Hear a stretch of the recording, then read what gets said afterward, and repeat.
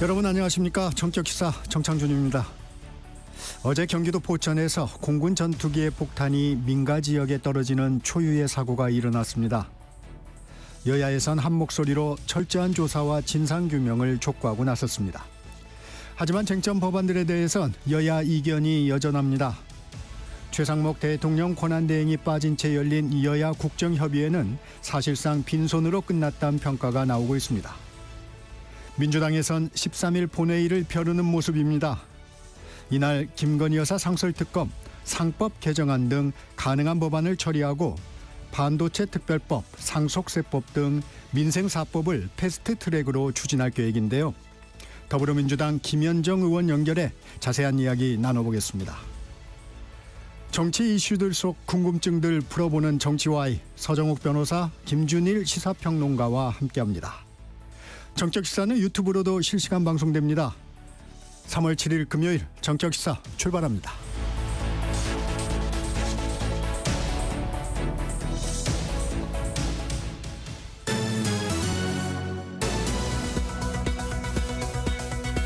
뉴스브리핑 시작합니다. 한국경제신문 최영찬 기자 나와 있습니다. 안녕하세요. 안녕하십니까. 앞서도 언급해드렸지만 경기도 포천에서 훈련에 나선 우리 공군 전투기가 폭탄을 훈련장이 아닌 다른 곳에 잘못 떨어뜨려서 15명이 다치는 사고가 일어났습니다. 예, 지금 공군 전투기 2대가 훈련 도중 폭탄 8발을 잘못 발사해서 민가 지역을 덮치는 사상 초유의 오폭 사고를 냈습니다. 한미연합훈련에 참가한 우리 공군 KF-16 전투기 2대가 투하한 공대지 폭탄 8발이 모두 민간 지역을 이제 오폭을 한 겁니다. 네. 정상적으로 폭탄이 투하됐다면 우리군 승진 과학화 훈련장의 산등성이에 떨어져야 하는데요. 대신 엉뚱하게 8km나 떨어진 곳에 잘못 투하됐습니다. 훈련 중인 전투기의 오폭 때문에 인명피해가 생긴 건 이번이 처음이고요. 마을 주민 2명이 중상, 군인 포함 13명이 경상을 입었는데 심정지를 겪거나 의식을 잃은 환자는 다행히 없는 걸로 지금 파악이 됩니다. 네. 비정상적 폭탄 투하에 이 주민들은 대피할 겨를도 없이 피해를 입었고요. 소방당국이 파악한 물적 피해는 이 폭탄이 바로 옆에서 폭발한 성당과 주변의 주택 5채입니다. 지붕이 날아가고 유리창이 깨져 오폭 지역은 전쟁터를 방불케 했습니다. 정말 놀랍겠습니다. 군 당국 입장은 어떻게 나왔습니까? 예, 지금 조종사가 좌표를 잘못 입력했다는 게 공군 설명입니다. 네. 군 관계자는 1번기 기체에 잘못된 좌표가 입력돼 있는 것을 확인했고 현재까지는 이 조종사의 좌표 입력 실수가 이 비정상 투하의 원인으로 파악된다고 밝혔습니다. 하지만 전투기 2번기도 오폭을 피할 수 없었는데요. 그 이유에 대해서는 추가 조사가 필요하다면서 말을 아꼈습니다. 2번기에는 1번기와 달리 정확한 좌표가 입력돼 있었던 것으로 확인됐는데요. 네. 공군 관계자는 이번 훈련은 1번기 사격 후 2번기가 거의 동시에 사격을 실시하도록 계획돼 있었다면서 1번기 사격 전후 두 조종사가 의사소통을 할 여유는 없었을 것이라고 설명했습니다. 네. 특히 실사격 훈련을 준비하는 과정에서 조종사 개인에게 모든 확인 의무가 주어지는 이 허술한 확인 절차의 문제점이 이번 사고로 고스란히 드러났는데요. 공군은 이 조종사 과실 외에 이 기체 결함이라든지 조종사의 음주 및 건강 이상 여부 등을 추가로 조사할 예정입니다. 내년도 의대 정원, 증원 전인 3,058명으로 다시 돌아갈 가능성이 높아지고 있습니다. 예, 지금 의과대학을 둔 전국 40개 대학 총장들이 2026학년도 의대 모집 인원 증원 전 수준인 3,058명으로 지금 동결하기로 합의했습니다. 총장협의회는 새 학기가 시작됐는데도 의대생들이 돌아오지 않고 신입생마저 지금 집단 휴학에 동참할 우려가 커지자 이같이 결정했다고 밝혔습니다. 네. 다만 학생들이 올해 1학기부터는 복귀하고 2027학년도 의대 정원은 이 추계위원회의 결정에 따른다는 전제를 달았습니다. 국민의힘과 교육부도 당정 협의를 열고 의대 학장들이 요구하는 현실적으로 그게 타당한 것으로 판단한다 이렇게 힘을 실었고요. 교육부는 의과대학 총장협의회 회장단과 오늘 공동 기자회견을 열고 입장을 발표하기로 했습니다. 전제 조건이 달린다고요? 그렇습니다. 이게 그냥 증원 전 수준으로 돌아가는 게 아니라 네. 이달 안에 의대생들이 복귀해야 한다는 겁니다. 그렇지 않으면 정부는 건의 수용을 철회한다는 조건을 달았는데 이 대학 총장들이 정부에 보낸 건의문에도 이 같은 조건 사항이 적혀 있습니다. 의대생들이 3월 28일까지 복귀하지 않을 경우 2026학년도 의대 모집 인원을 2,000명 증원된 기존 정원 5,058명으로 그대로 한다는 겁니다. 어제 이 같은 내용은 이주호 사회부총리 겸 교육부 장관과 권성동 국민의힘 원내대표 당정을 통해 확정을 했는데요. 여기에는 지금 최상목 대통령 권한대행 같이 공감대를 이뤘습니다.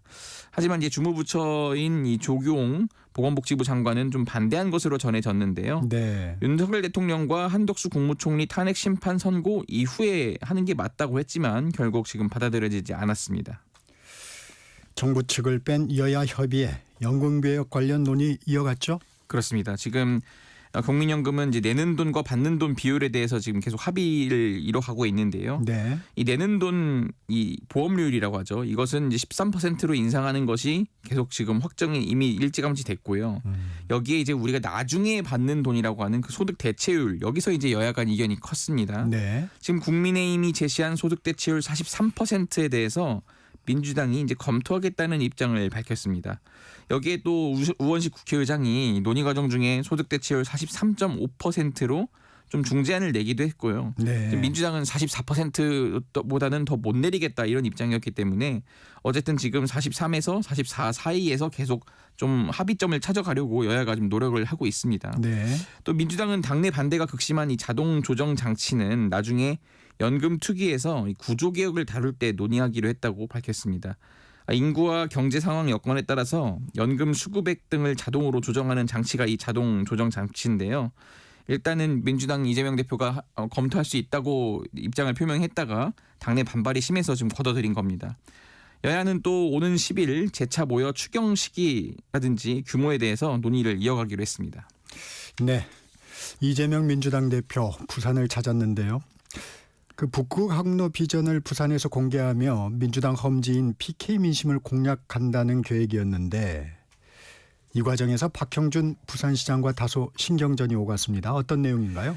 예, 지금 이재명 민주당 대표가 부산항 신항을 어제 방문했는데 여기는 이제 유럽과 아시아를 잇는 북극 항로의 모항이자 이 관문 도시로 도약을 준비하는 부산시를 지원한다는 취지에서 간 겁니다. 네. 그러니까 이렇게 얘기했습니다. 해운 특성상 선점 효과가 큰 영역이기 때문에 북극 항로 대비가 매우 시급하다면서 부산을 중심으로 이 북극 항로 시대를 강력하게 추진하겠다고 밝혔습니다. 네. 그런데 이제 비공개 끝난 다음에 갑자기 부산시에서 바로 실망감을 나타냈는데요. 이 북극 항로 정책의 경우 더 광범위한 지원 체계를 담은 글로벌 허브 특별법 보완으로 대비가 가능하다는 게 부산시 입장입니다. 그런데 이 대표는 이 글로벌 허브 도시 특별법 처리는 물론 또 지금 부산시가 염원하는 산업은행 부산 이전에 대해서 공개적으로 언급하지 않았습니다. 이에 대해서 박형준 부산시장이 이제 실명으로 강도 높게 실망감을 표출한 건데요. 네. 민주당은 이 북극 항로 논의를 주로 하기로 하고 사전에 미리 합의를 하고 약속이 지켜지지 않아 유감이라고 하면서도 다음 주 중에 이제 금융과 산업 발전 방안을 발표하는 등 이 부산 맞춤 정책을 고심 중이라고 전했습니다. 네. 그 비서 성폭력 의혹을 받는 장제원 전 국민의힘 의원에 대해 수사는 어떻게 되고 있습니까? 지금 서울경찰청이 이 장제원 전 의원에게 출석을 통보하고 조사 일정을 조율하는 것으로 전해졌습니다. 앞서 지난 1월이죠. 장 전 의원이 부산의 한 대학 부총장이던 2015년 11월 그때 비서였던 A씨를 상대로 성폭력을 가했다는 내용의 고소장이 경찰에 접수됐습니다. 네. A씨는 장 전 의원의 총선 출마를 앞두고 선거 포스터를 촬영한 다음에 뒤풀이 자리에서 술을 마셨고 이후 장 전 의원이 성폭력을 저질렀다고 경찰에 진술한 것으로 전해졌습니다. 네. 경찰은 당시 술자리에 동석했던 장 전 의원 측근도 참고인으로 조사할 계획인 것으로 좀 알려졌습니다.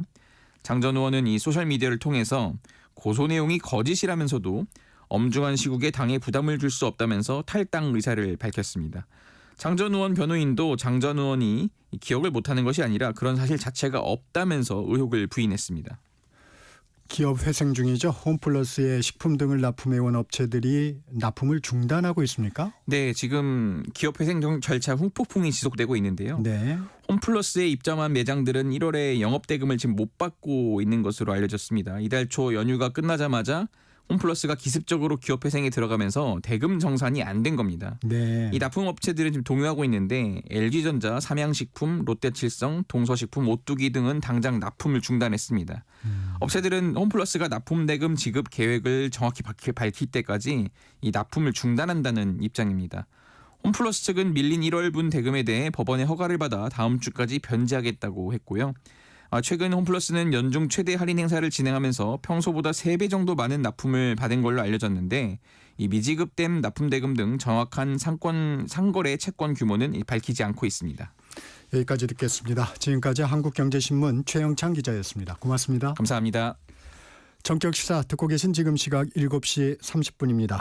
날씨와 교통정보 듣고 돌아옵니다. 전격시사 날씨 정보입니다. 오늘은 큰 일교차와 미세먼지를 주의하셔야겠습니다. 현재 기온은 영도 안팎으로 춥지만 한낮에는 서울 10도, 대구와 부산 11도, 대전, 광주 12도 등으로 지금보다 10도 이상 기온이 크게 오르는 곳이 많겠습니다. 지금 수도권과 충청도, 전라도의 초미세먼지 농도가 나쁨으로 나타나고 있는데요. 대기가 정체되면서 서쪽 지역은 종일 공기가 탁한 곳이 많겠습니다. 오늘 하늘은 대체로 맑겠지만 제주도는 늦은 오후부터 비나 눈이 내리겠고 토요일인 내일은 충청도와 남부지방에도 한때 비 소식이 있습니다. 현재 서울의 기온은 0.2도입니다. 날씨 정보 송소진입니다. 이어서 이 시각 교통 상황을 KBS 교통정보센터 정현정 씨가 전해드립니다. 네, 먼저 고속도로 상황인데요. 경부고속도로 서울 쪽으로 입장휴게소에서는 고장난 차가 서 있습니다. 양재에서 반포까지 밀리고요. 반대 부산 쪽으로는 반포에서 서초까지 천천히 갑니다. 경인고속도로 서울 방향 부천에서 신월까지 제속도 못 내고요. 반대 인천 방향은 부평에서 서인천까지 어렵습니다. 서해안고속도로 서울 쪽은 일직분기점에서 금천까지 막히고요. 반대 목포 방향은 매송휴게소에서 비봉까지 천천히 갑니다. 제2경인고속도로입니다. 서울 쪽인데요. 문학에서 남동까지 밀리고요. 안현분기점에서 광명까지 천천히 갑니다. KBS 교통정보센터였습니다.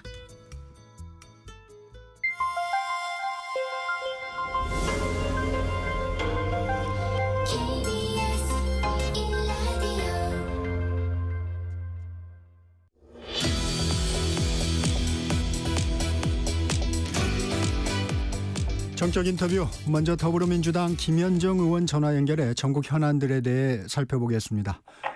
의원님 안녕하세요. 네, 반갑습니다. 평택시병 국회의원 김현정입니다.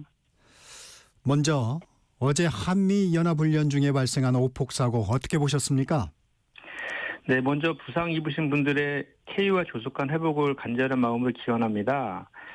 이번 사고는 어떤 이유로도 용납될 수 없는 사고라고 생각합니다. 어떤 이유로 폭탄이 민가에 투하되고 이후에도 실사격 훈련이 계속되었는지 밝혀야 할 것이고요. 네. 합참의장이 사고 발생을 즉시 인지하지는 못한 것 또한 조사되어야 한다고 생각합니다. 아울러 사고 원인이 무엇이든 간에 군의 안전 불감증을 질타하지 않을 수 없는데요. 사실 12.3 비상계엄 사태로 인해서 국민들은 지금 지칠 대로 지쳐있지 않습니까? 네. 이후에 어쨌든 그 12.3 내란에도 군이 동원됐고 군은 국민을 지키기 위해서 존재하는 것인데 군 때문에 국민이 불안해하는 이런 일이 발생해서야 되겠습니까? 네. 일단 군은 이번 사고를 철저히 조사해서 원인을 밝히고 다시는 이런 일이 재발하지 않도록 철저한 대책을 마련해야 한다고 생각하고요. 저희 더불어민주당도 국회 차원에서 할 수 있는 모든 노력을 다하겠다라는 말씀 드립니다. 네, 정치 현안 살펴보겠습니다. 탄핵 정국 속에서 민생의 돌파구를 기대했던 여야정 국정협의회가 지금 멈춰 있습니다. 어제 최상목 권한대행이 빠진 여야 국정협의회가 열렸는데 성과가 좀 있었나요? 네, 일단은 모든 면에 있어서의 합의가 된 것은 아니지만요. 먼저 최상목 권한대행은 지금 헌재 판결 이후에도 마은혁 재판관의 임명을 거부하고 있지 않습니까? 네. 명백히 헌법을 위반하고 있는 것이고요. 헌법 위반한 공직자를 대통령 권한대행 자격으로 그 테이블에 나올 자격이 없다는 말씀을 먼저 드리고요. 지금 현재는 탄핵 심판이 모든 걸 빨아들이는 블랙홀처럼 빨아들이는 정부가 아닙니까? 네, 그럼에도 불구하고 국민들에 대한 민생과 경제 그리고 미래를 위한 협의는 계속돼야 한다고 생각합니다. 네. 어제 여야 협의회에서는 일단은 추경 필요성에는 서로 공감을 했고 이제 3월 10일에 3차 회동을 하기로 했거든요. 네. 그때 정부 여당의 추경안을 제시해달라고 저희 당에서 제안을 한 바 있고 또 이제 국민연금과 관련해서는 모수개혁을 먼저 하기로 했고 자동조정 장치는 그동안 문제였던 자동조정 장치는 이제 특위를 만들어서 논의하기로 그렇게 합의를 했고 어제 국민의힘에서 이제 보험료율 13%하고 소득세율 43%를 저희 당에 또 제안해서 네. 이것도 마찬가지로 3차 회동에서 논의가 이루어질 거로 봅니다. 그래서 어쨌든 한꺼번에 모든 문제가 해결될 수는 없지만 계속 그렇게 여야 간의 협의를 통해서 간극을 좁혀가는 노력들은 해야 된다라고 생각합니다. 저희가 보기에는 답답한데 진전이 있긴 있는 겁니까? 어떻겠습니까? 그럼에도 불구하고 지금 사실은 여당이 국민의 그 삶에 대한 무한 책임을 지는 것인데 지금 오히려 야당의 발목을 잡고 있는 그런 형국이라서 저희 입장에서 좀 안타깝긴 합니다. 네. 민주당에선 반도체 특별법, 상속세법 등 민생 사업법에 대해 신속 처리 안건, 패스트 트랙으로 처리하겠다는 입장입니다. 국민의힘은 이 패스트 트랙이 최장 330일까지 길어지는데 오히려 슬로우 트랙이 된다며 여야 협의회를 통해 풀어가자고 주장했는데요. 당에선 이 신속 처리 안건 지정하기로 결정한 건가요? 네, 저희가 이거 하기로 이제 내부적으로는 지금 결정이 되어 있는 그런 상황인데요. 네. 이 민생사법이 살펴보면 반도체 특별법을 포함해서 이 가상금리의 부담을 고객에게 전가하는 걸 금지하는 은행법이 있고요. 그다음에 네. 가맹본부의 가맹점주와의 교섭 의무를 부여하는 가맹점 사업법, 그리고 그 공제 구간을 10억에서 18억으로 현실화하는 상속세법이 이제 민생사법인데요. 네. 그동안 저희가 이 네 가지 안건에 대해서 어떤 것들은 합의된 부분에 대해서만이라도 처리를 하자라고 지속적으로 얘기했음에도 불구하고 국민의힘은 항상 반도체법 같은 경우는 주 52시간제라든지 네. 상속세법 같은 경우는 최고 구간을 인하해야 된다는 등 이렇게 매번 단서를 달아서 네. 협의를 파행으로 몰고 가고 있거든요. 그래서 부득이하게 특히나 이제 이 민생사법 같은 경우에는 그 상임위원장이 모두 여당에서 맡고 있어요. 근데 아시겠지만 여당이 상임위원장을 맡게 되면 우리 야당이 법안 처리가 상당히 힘듭니다. 그런 것을 이용해서 계속해서 협조를 하지 않고 있는 그런 상황이라서 부득이하게 저희가 신속 처리 안건으로 지정할 수밖에 없다라는 말씀을 드리고, 국민의힘에서도 이렇게 계속 슬로우 트랙 그렇게 운운하기보다는 진정성을 가지고 협상에 나서면 될 일이다. 저는 그렇게 생각합니다. 네, 몇 가지 좀 구체적으로 짚어보고 넘어가겠습니다. 반도체 특별법 쟁점, 주 52시간 예외 적용 부분과 관련해서 한국경제인협회는 대타협을 요구했는데 이재명 대표는 특별 연장 근로와 같은 제도 내에서 해결할 수 있다는 입장으로 선회한 거죠. 일단은 저희 입장에서는 그게 합의가 되지 않으니까 일단 반도체 특별법의 핵심은 반도체 산업을 육성하고 지원하는 것 아니겠습니까? 네. 그렇게 먼저 민주당에서 법안을 냈는데 그 이후에 이제 국힘에서 주 52시간제를 걷다가 포함해갖고 내는 바람에 이게 지금 그동안 협의하다가 주 52시간제를 반영하지 않으면 법안에 동의할 수 없다라고 국민의힘에서 나오는 바람에 이게 지금 틀어진 거거든요. 네. 그럼 그렇다라고 하면 더불어민주당 입장에서는 일단 합의된 부분이라도 통과를 해서 처리를 하고, 그다음에 주 52시간제 같은 경우에는 사실 지금 현재 군기법에 보더라도 다양한 형태의 유연근무제라든지 탄력근무제라든지, 그리고 또 노동부 장관의 허락을 득하면 특별연장 근로를 할 수 있는 제도들이 있거든요. 네. 그 제도들을 통해서 일단 하자라는 거고, 만약에 더 주 50시간제에 대한 개정이 필요하다고 하면 이 상임위인 노동시간에 대한 상임위인 환노위에서 논의하자라는 게 저희 당의 입장인 것이죠. 네. 상속세법 개정 관련해서도 쟁점이 이제 최고세율 인하인데 민주당은 초부자 감세라는 입장입니다. 근데 여론조사를 보면 그리 민주당의 입장에 우호적인 것 같지는 않습니다. 어떻게 보십니까? 이것도 내용을 살펴보면 네. 이게 이제 공제 구간이 이제 10억으로, 그러니까 10억으로 되었던 것이 28년 전이거든요. 네. 그 사이에 이제 부동산 가격이 두세 배로 올랐지 않습니까? 공제에 대해서는 다 여야가 좀 공감하는 부분인 것 같아요. 네. 근데 이제 최고세율 같은 경우 국민의힘에서 말하는 그 최고세율은 이제 50%가 최고세율 아닙니까? 네. 그 최고세율을 좀 40%로 낮추자라는 것인데 거기에 해당하는 그 국민들은 1,000명이 955명인가밖에 되지 않거든요.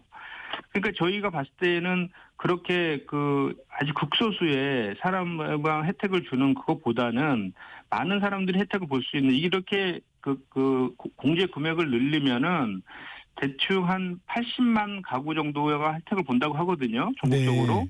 그러니까 전국 만약 이렇게 혜택을 보는 것을 고치는 것이 옳지 않느냐라는 게 저희 당의 입장입니다. 네. 주제를 좀 바꿔보겠습니다. 건설업체 삼부토건의 100억 원대 주가 조작 의혹. 상설특검을 추진하겠다는 입장이죠? 네, 이거는 일단은 금감원이 그동안 너무 오랫동안 이걸 제대로 조사해서 그 검찰에 그 수사를 해야 됨에도 불구하고 네. 아직도 하지 않고 있는 것에 대해서 먼저 비판하지 않을 수 없고요.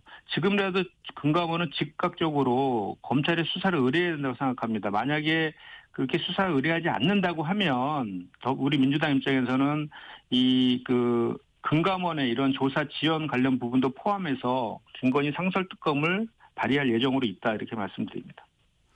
이 부분이 윤 대통령과 이제 김건희 여사 개입 의혹이 있다. 이 부분을 민주당에서 꾸준히 주장해 왔죠. 네, 맞습니다.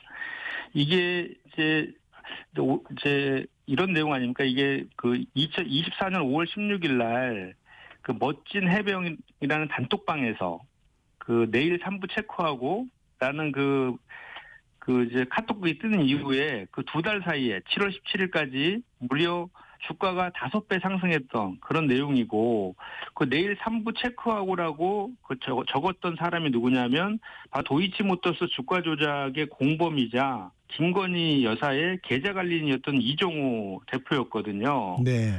근데 이게 제가 정무위 소속인데 네. 이게 딱 보다 전형적인 주가 조작 패턴이거든요. 이것이 급등한 것이. 그래서 작년 7월 달에 그 현안 질의를 통해서 그 거래소에서 이상징후 심리, 주가 조작에 대한 이상징후 심리를 촉구한 바 있거든요. 그래서 이제 금융감독원이 한국거래소로부터 2달 뒤인 24년 9월 달에 이상징후 심리 보고를 받았습니다. 네. 그러면 9월부터 벌써 반년이 넘었는데 아무런 조치도 취하지 않고 붙잡아 둔 것이죠.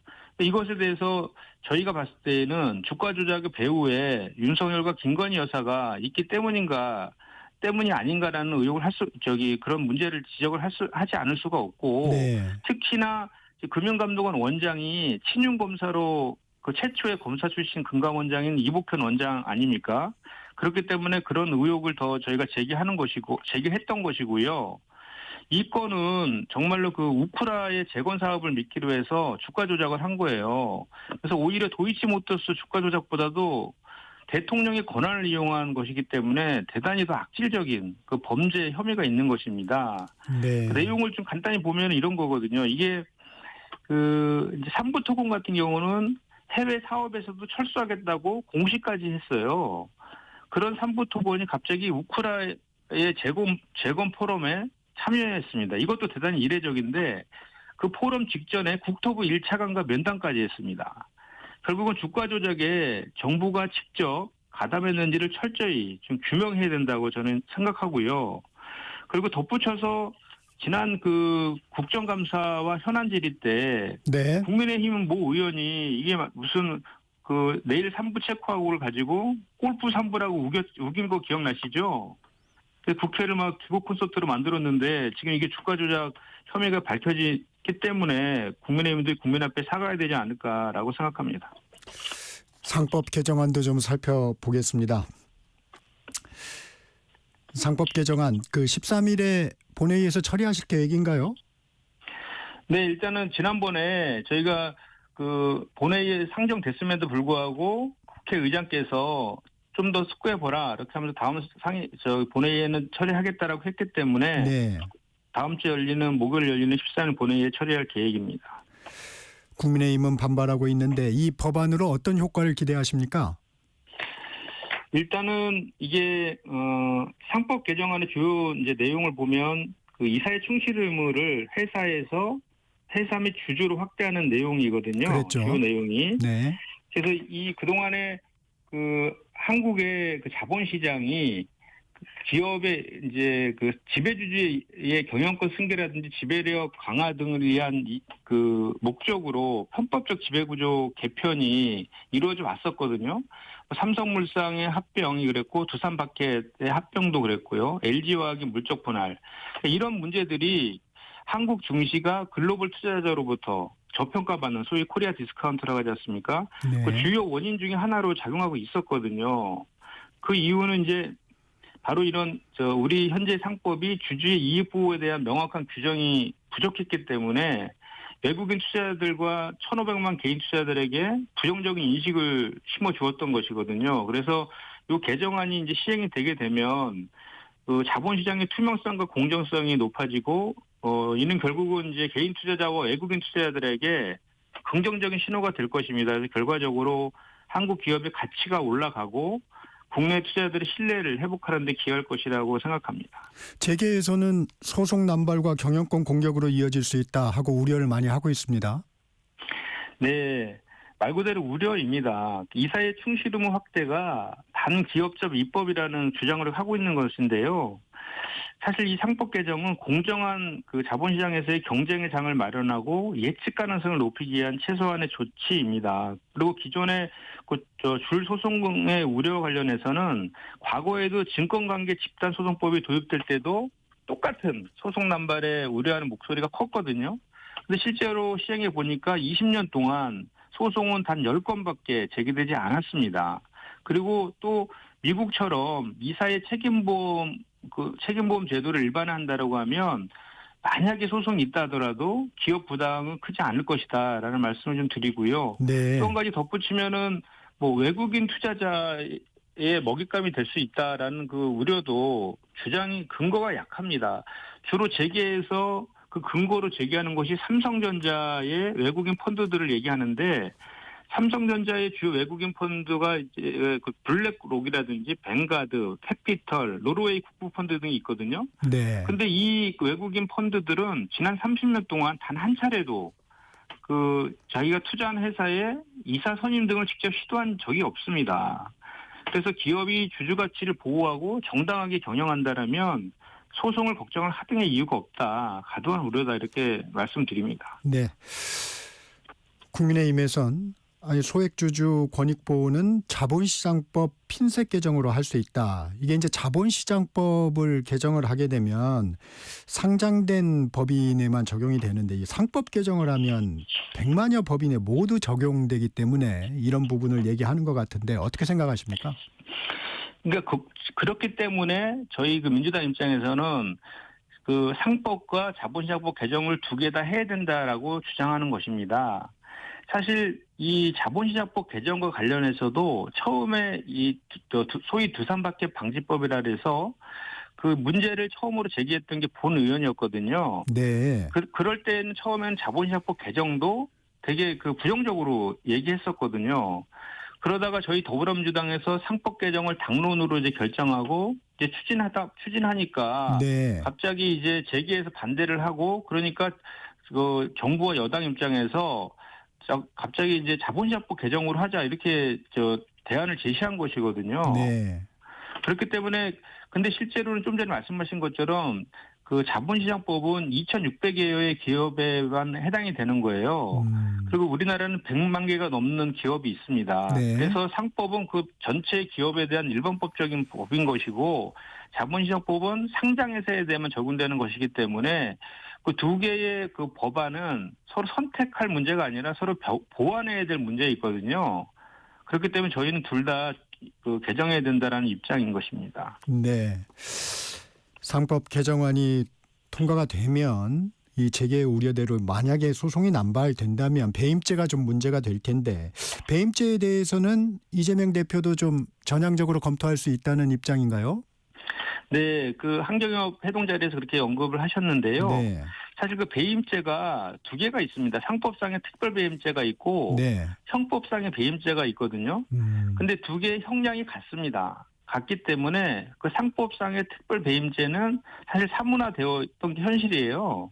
그래서 그 이재명 대표의 말씀은 상법상의 특별 배임죄는 폐지하고 그리고 형법상의 배임죄에 독일처럼 그 경영 판단에 대한 면책 조항을 두자는 취지로 말씀하신 듯합니다. 네. 지금도 사실은 그 경영상의 판단의 경우에는 배임죄로 처벌되지 않는 게 판례이거든요.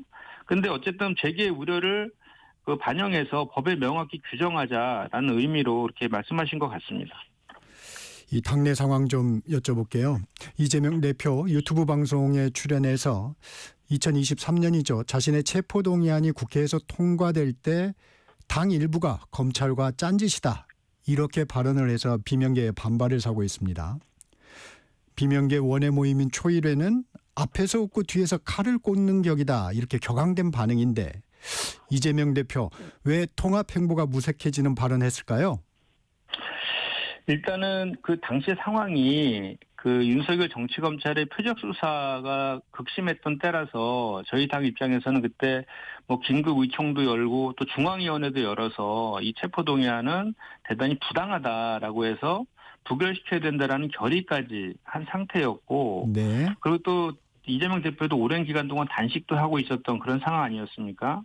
그런 상황에서 뭔가 이렇게 의도된 집단 찬성표가 나왔던 것이죠. 그런 이야기를 하는 과정에서 그 신경을 얘기하다가 나온 것인데 좀 아쉬운 측면은 있습니다. 그렇지만 오히려 네. 그런 것들을 그 시간이 지나서 이렇게 얘기할 수 있는 것들은 얘기한다는 것은 그 문제에 대해서는 어느 정도 본인 같은 경우는 그런 건 있었지만 지금은 그게 크게 문제되지 않는다라는 생각에서 했을 가능성이 있다라고 저는 좀 해석을 하고 싶습니다. 네. 시기적으로 좀 아쉽다는 얘기인가요? 아쉬운 부분은 어떤 부분인가요? 아무래도 지금 그 초일회라든지 이런 데서 벌써 이렇게 반박하는 그런 그 입장들이 나오고 있지 않습니까? 네. 그런 측면에서 이재명 대표가 어떤 의도를 가지고 했든 간에 그것이 어쨌든 지금 당내 통합에 있어서 일정 부분 좀 비판의 목소리가 나오는 것은 좀 아쉬웠다 이런 차원에서 말씀드렸습니다. 네. 이 조기 대선을 가정한 것인데요. 당내 비명계를 중심으로 오픈 프라이머리 도입에 찬성 입장이 나오고 있습니다. 조국 혁신당은 전 야당이 함께하는 완전 국민 경선을 제안했는데 어떻게 생각하십니까? 일단은 그 지금 윤석열 그 대통령에 대한 탄핵 심판이 진행 중이잖아요. 네. 그래서 일단은 그 내란을 종식하고 그 파면이 될 때까지는 거기에 우리 당에 그 저거를 전력을 좀 집중할 필요가 있다라는 생각이 좀 들고요. 네. 그리고 이제 그 사실 지금 야 5당에서 원탁회의를 만들어서 야권 연대를 지금 이미 이제 시작한 바가 있지 않습니까? 네. 저도 그 원탁회의를 제가 지금 당의 대협력위원장으로서 참여를 하고 있는데, 아, 그렇군요. 네. 네, 거기에서도 마찬가지로 이제 각 당의 입장들이 좀 틀립니다. 그런데 이제 그 아직은 이제 도국혁신당에서도 오픈 프라이머리를 제시하고 있고 또 광장 경선을 또 얘기하시는 분도 있고 또 후보 단일화를 얘기하시는 분들도 있는데 아, 네. 지금 저희 당의 입장은 아직 확정은 한 적은 없어요. 네. 다만 저희가 과거에 노무현 전 대통령이라든지 2016년대 문재인 전 대통령 같은 경우에는 국민 경선을 통해서 후보를 선출한 바가 있거든요. 그래서 네. 우리 당은 전통적으로 국민의 의사를 반영하는 그런 거를 중요하게 생각하는 정당이기 때문에 아마 그런 식의 그 국민이 참여하는 방식에 통해서 후보를 선출하는 과정은 있을 것 같은데 오픈 프라이머리라든지 또 이렇게 광장 경선이라든지 이런 것들은 이것이 법적으로 가능한 것인지도 좀 검토를 해야 될 것이고 그래서 야당들이 제시하는 그런 내용들이 구체적으로 어떤 것인지 저희가 좀 살펴보고 논의를 해봐야 될 것이다라고 생각합니다. 네. 이재명 대표의 그 한국판 엔비디아 지분 공유론 이 논란이 한창인데 국민의힘에서는 환상이다, 사회주의적 발언이다 이렇게 비판하는 것에 대해서는 어떻게 생각하세요? 그러니까 지금 그러니까 세계적인 추세인 그 국부 펀드를 통한 그 미래 성장 산업에 대한 투자, 이 산업 정책에 대한 몰 이해에서 나온 그 야당에 대한 이제 무조건 비판하는 이재명 때리기를 하는 국민의힘의 그 잘못된 네. 그런 행태다라고 비판하지 않을 수가 없습니다. 지금 뭐 다들 아시겠지만 이제 미래 성장 논령, 그러니까 인공지능이라든지 반도체나 바이오 같은 경우에는 그 투자할 때 상당한 금액이 많이 들잖아요. 네. 그렇기 때문에 이것을 민간 기업에게 온전히 맡겨둘 수도 없는 문제이고 또 재정으로만 하기에는 너무나 금액이 크기 때문에 마무리해 주시고요. 예, 국부펀드나 국민펀드를 통해서 거기에다 미래성장산업에 투자를 해서 그 성과를 국민들 같이 나누자는 취지이기 때문에 이것은 미국이라든지 유럽이라든지 아시아에서 이미 표준화된 그런 투자이거든요. 그래서 이것은 오히려 장려해야 될 문제지 이걸 비판하면서 할 것은 아니다라고 생각합니다. 네, 지금까지 더불어민주당 김현정 의원이었습니다. 고맙습니다. 네, 감사합니다. 정책시사 1부 여기서 마칩니다. 2부로 돌아옵니다.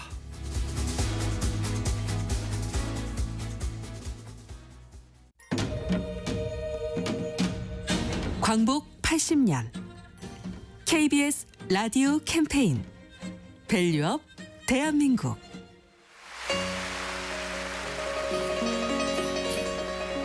안녕하세요. 노래하는 장사익입니다. 반갑습니다. 제가 1994년도에 늦깎이로 이렇게 노래를 시작을 했거든요. 작년이 꼭 30년 됐고요. 그 당시에는 좀 뭔가 좀 활기차게 역동적으로 나가는 그런 시기였는데 그때 성수대교가 무너졌어요. 사고가 나가지고 그때 멈칫하면서 기본을 제대로 쌓아야 되겠구나 하는 교훈을 우리가 얻은 것 같고 또 음악적으로 보면은 서태지 그리고 H.O.T 같은 슈퍼스타와 아이돌 같은 음악들이 태동하는 시기가 아닌가 생각을 합니다. 저는 그 속에서 그냥 이름 없는 풀꽃처럼 세상에 나왔죠.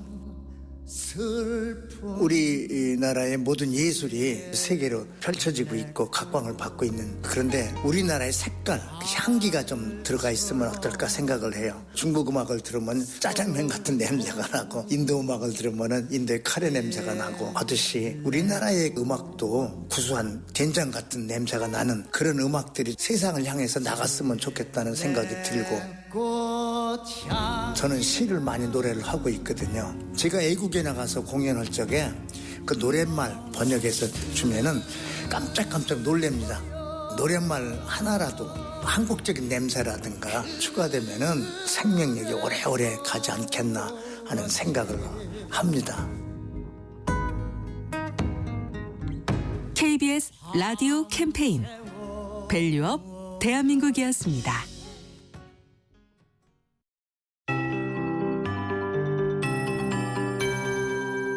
KBS 58분 날씨. 지금은 공기가 차갑지만 낮에는 온화하겠습니다. 일교차가 10도 이상 크게 벌어지니까요. 건강관리에 더욱 신경을 쓰시기 바랍니다. 현재 기온은 서울 0.2도, 대구 영하 0.5도, 철원은 영하 4.6도까지 떨어져 있어 추운데요. 한낮에는 서울 10도, 부산 11도, 대전, 광주, 제주 12도 등으로 10도를 웃도는 곳이 많겠습니다. 현재 맑은 하늘이 드러나 있지만 서쪽 지역은 공기가 탁한 상태입니다. 대기가 정체되면서 어제 유입된 국외 미세먼지가 날아가지 못하고 쌓여 있는데요. 오늘 충남과 광주, 전북은 초미세먼지 농도가 종일 나쁨, 수도권과 충청도는 오전과 밤에 나쁨이 예상되고요. 일부 지역은 지금 껴있는 안개가 낮에도 옅게 남으면서 먼지와 뒤엉켜 하늘이 뿌옇게 보이겠습니다. 오늘 대부분 지역이 대체로 맑겠지만 제주도는 늦은 오후부터 비나 눈이 내리겠고 토요일인 내일은 충청도와 남부지방에도 한때 비 소식이 있습니다. 비의 양은 5mm 안팎으로 많지는 않겠고요. 모레 일요일에는 다시 전국이 맑아지겠습니다. 한편 동해안과 제주 해안은 오늘까지 높은 너울을 주의하셔야겠습니다. 현재 서울의 기온은 0.2도입니다. 송소진입니다.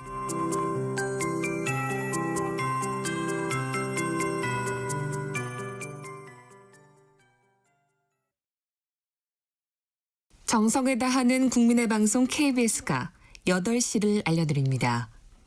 AM 711kHz, FM 97.3MHz, KBS 1라디오입니다. HLKA.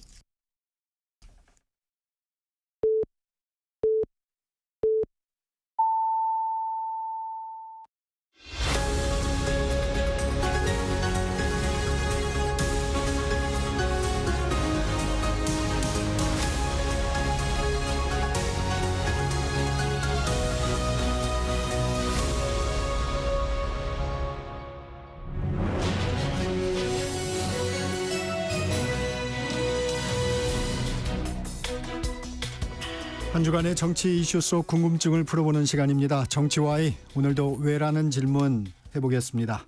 서정욱 변호사, 김준일 시사평론가와 함께합니다. 안녕하세요. 안녕하세요. 먼저 이 얘기부터 잠깐 하고 넘어갈까요? 곽종근 전 육군 특수전사령관 국회의원을 끌어내라는 발언을 했던 민주당 의원들과 유튜브 촬영 전날에 지인과 가진 통화 녹취록이 공개됐습니다. 민주당에서는 진술이 오염됐다 이렇게 볼 수 있는 건가요? 글쎄요, 이제 이게 그러면은 뭐 회유가 됐든 뭐 설득이 됐든 그런 작업이 있었다라는 거는 이제 부인할 수가 없는 것 같아요. 그러니까 대략적으로. 그리고 그때 이제 상황을 돌이켜 보면은 이제 비상계엄이 있고 해제가 됐지만은 굉장히 혼란스러운 상황이었거든요. 그러니까 윤석열 대통령이 자리에 있고 이게 그러면은 대통령이 있을 때 이거를 조직적으로 은폐하거나 이럴 가능성이 충분히 있는 거죠. 권력을 가지고 있는 사람이니까 탄핵이 되기 전에. 그럼 민주당 입장에서는 이게 이제 아다르고 어다른 건데, 그러니까 이런 식으로 가면은 이건 내란죄로 같이 묶일 수가 있으니 본인이 양심 선언을 해라라고 이게 설득을 할 수도 있는 거고, 그거를 그러니까 누군가는 이 발언이 약간 애매해요. 예. 네. 그러니까 제가 말씀드린 거는 여기에서 핵심은 뭐냐면요. 그래서 회유를 당했다라고 뭐 치더라도 예를 들면은 그러면은 거짓말을 해가지고 아예 없던 거를 얘기를 해가지고 얘기를 했으면은 이게 이제 진술의 신빙성이라든지 문제가 될 수도 있다라고 보는데, 오히려 대부분의 상당수의 사람들하고 진술이 일치하고 검찰 조사하고 진술이 일치해요, 곽종근이. 그렇잖아요. 그러니까 이게 다른 내용이 아니잖아요. 대통령 끌어내라고 했다라는 게 지금 곽종근만 얘기하는 게 아니라 많은 사람들이 군인들이 가가지고 지금 들었다라는 거, 그리고 이게 곽종근만 들은 게 아니라 아예 스피커폰으로 해놨기 때문에 여러 그 밑에 있는 부하 직원들이 다 들었다라는 그 내용하고 일치하잖아요. 그러니까 이게 이제 논란이 좀 될 수는 있겠지만은 이거 자체가 진술이 오염됐다라고 해서 이게 신빙성이 없다. 그리고 헌재에서는 곽종근 것만 가지고 판단하는 게 아닙니다. 종합적으로 다 판단하는 거잖아요. 그러니까 이게 헌재의 판단에 영향을 줄 거라고 저는 생각하지는 않습니다. 서정욱 변호사님. 그런데 이재명 대표 위정교사도 보면요, 김진성 씨한테 그렇다고 뭐 없는 이야기 하라는 건 아니고 뭐 진실을 밝히라 이렇게 하면서도 그게 위정교사가 되는 거예요. 이것도 이게 마찬가지. 내란으로 너 처벌되니까 양심선언해라 이 말은요, 좀 이게 불리한 거라도 다 밝혀라 이 뜻이기 때문에 저는 뭐 충분히 오염됐다 보고요. 더 이상한 게 그러면 이게 민주당 인사냐 아니면 이게 누구냐 이랬는데, 어제 변호인 통해서 국민의힘의 경기도 당협위원장이고 충남고 논 이모시다 이렇게 밝혔거든요. 네. 그런데 제가 60명 다 찾아봤는데 이 시간 4명인데 충남고를 아직 못 찾았어요. 누군지 이름을 좀 밝혀보세요. 저는 국민의힘 인사라 했는데 그런 인사가 없다. 이게 급속도로 퍼지고 있거든요. 이것까지 이게 거짓말일 수가 있겠다. 그럼 무슨 말을 믿겠습니까? 그러게 이름을 한번 밝혀보시라고. 제가 찾아본 바는 없어요. 네, 주제를 좀 바꿔보겠습니다. 더불어민주당 이재명 대표가 2023년이죠. 자신의 체포동의안이 가결됐던 것과 관련해서 당내 일부가 검찰과 짠짓이다 이렇게 발언을 하자 이제 파장이 큽니다. 비명계하고 이제 통합 행보에 어떻게 보면 찬물을 끼얹는 발언인데 왜 이런 발언을 했을까요? 평론가님. 그러니까 일단 뭐 이유를 하기 전에 이게 어떤 영향을 줄 것이냐, 저는 굉장히 이제 좀 부정적으로 봅니다. 그러니까 뭐 이걸 부정적으로 안 볼 수가 없는 게, 본인이 어쨌든 비명계들 만나서 화해하자, 그렇죠. 통합하자 뭐 이런 메시지들을 하고, 뭐 박용진 의원 만나서 사과도 하고 그랬잖아요.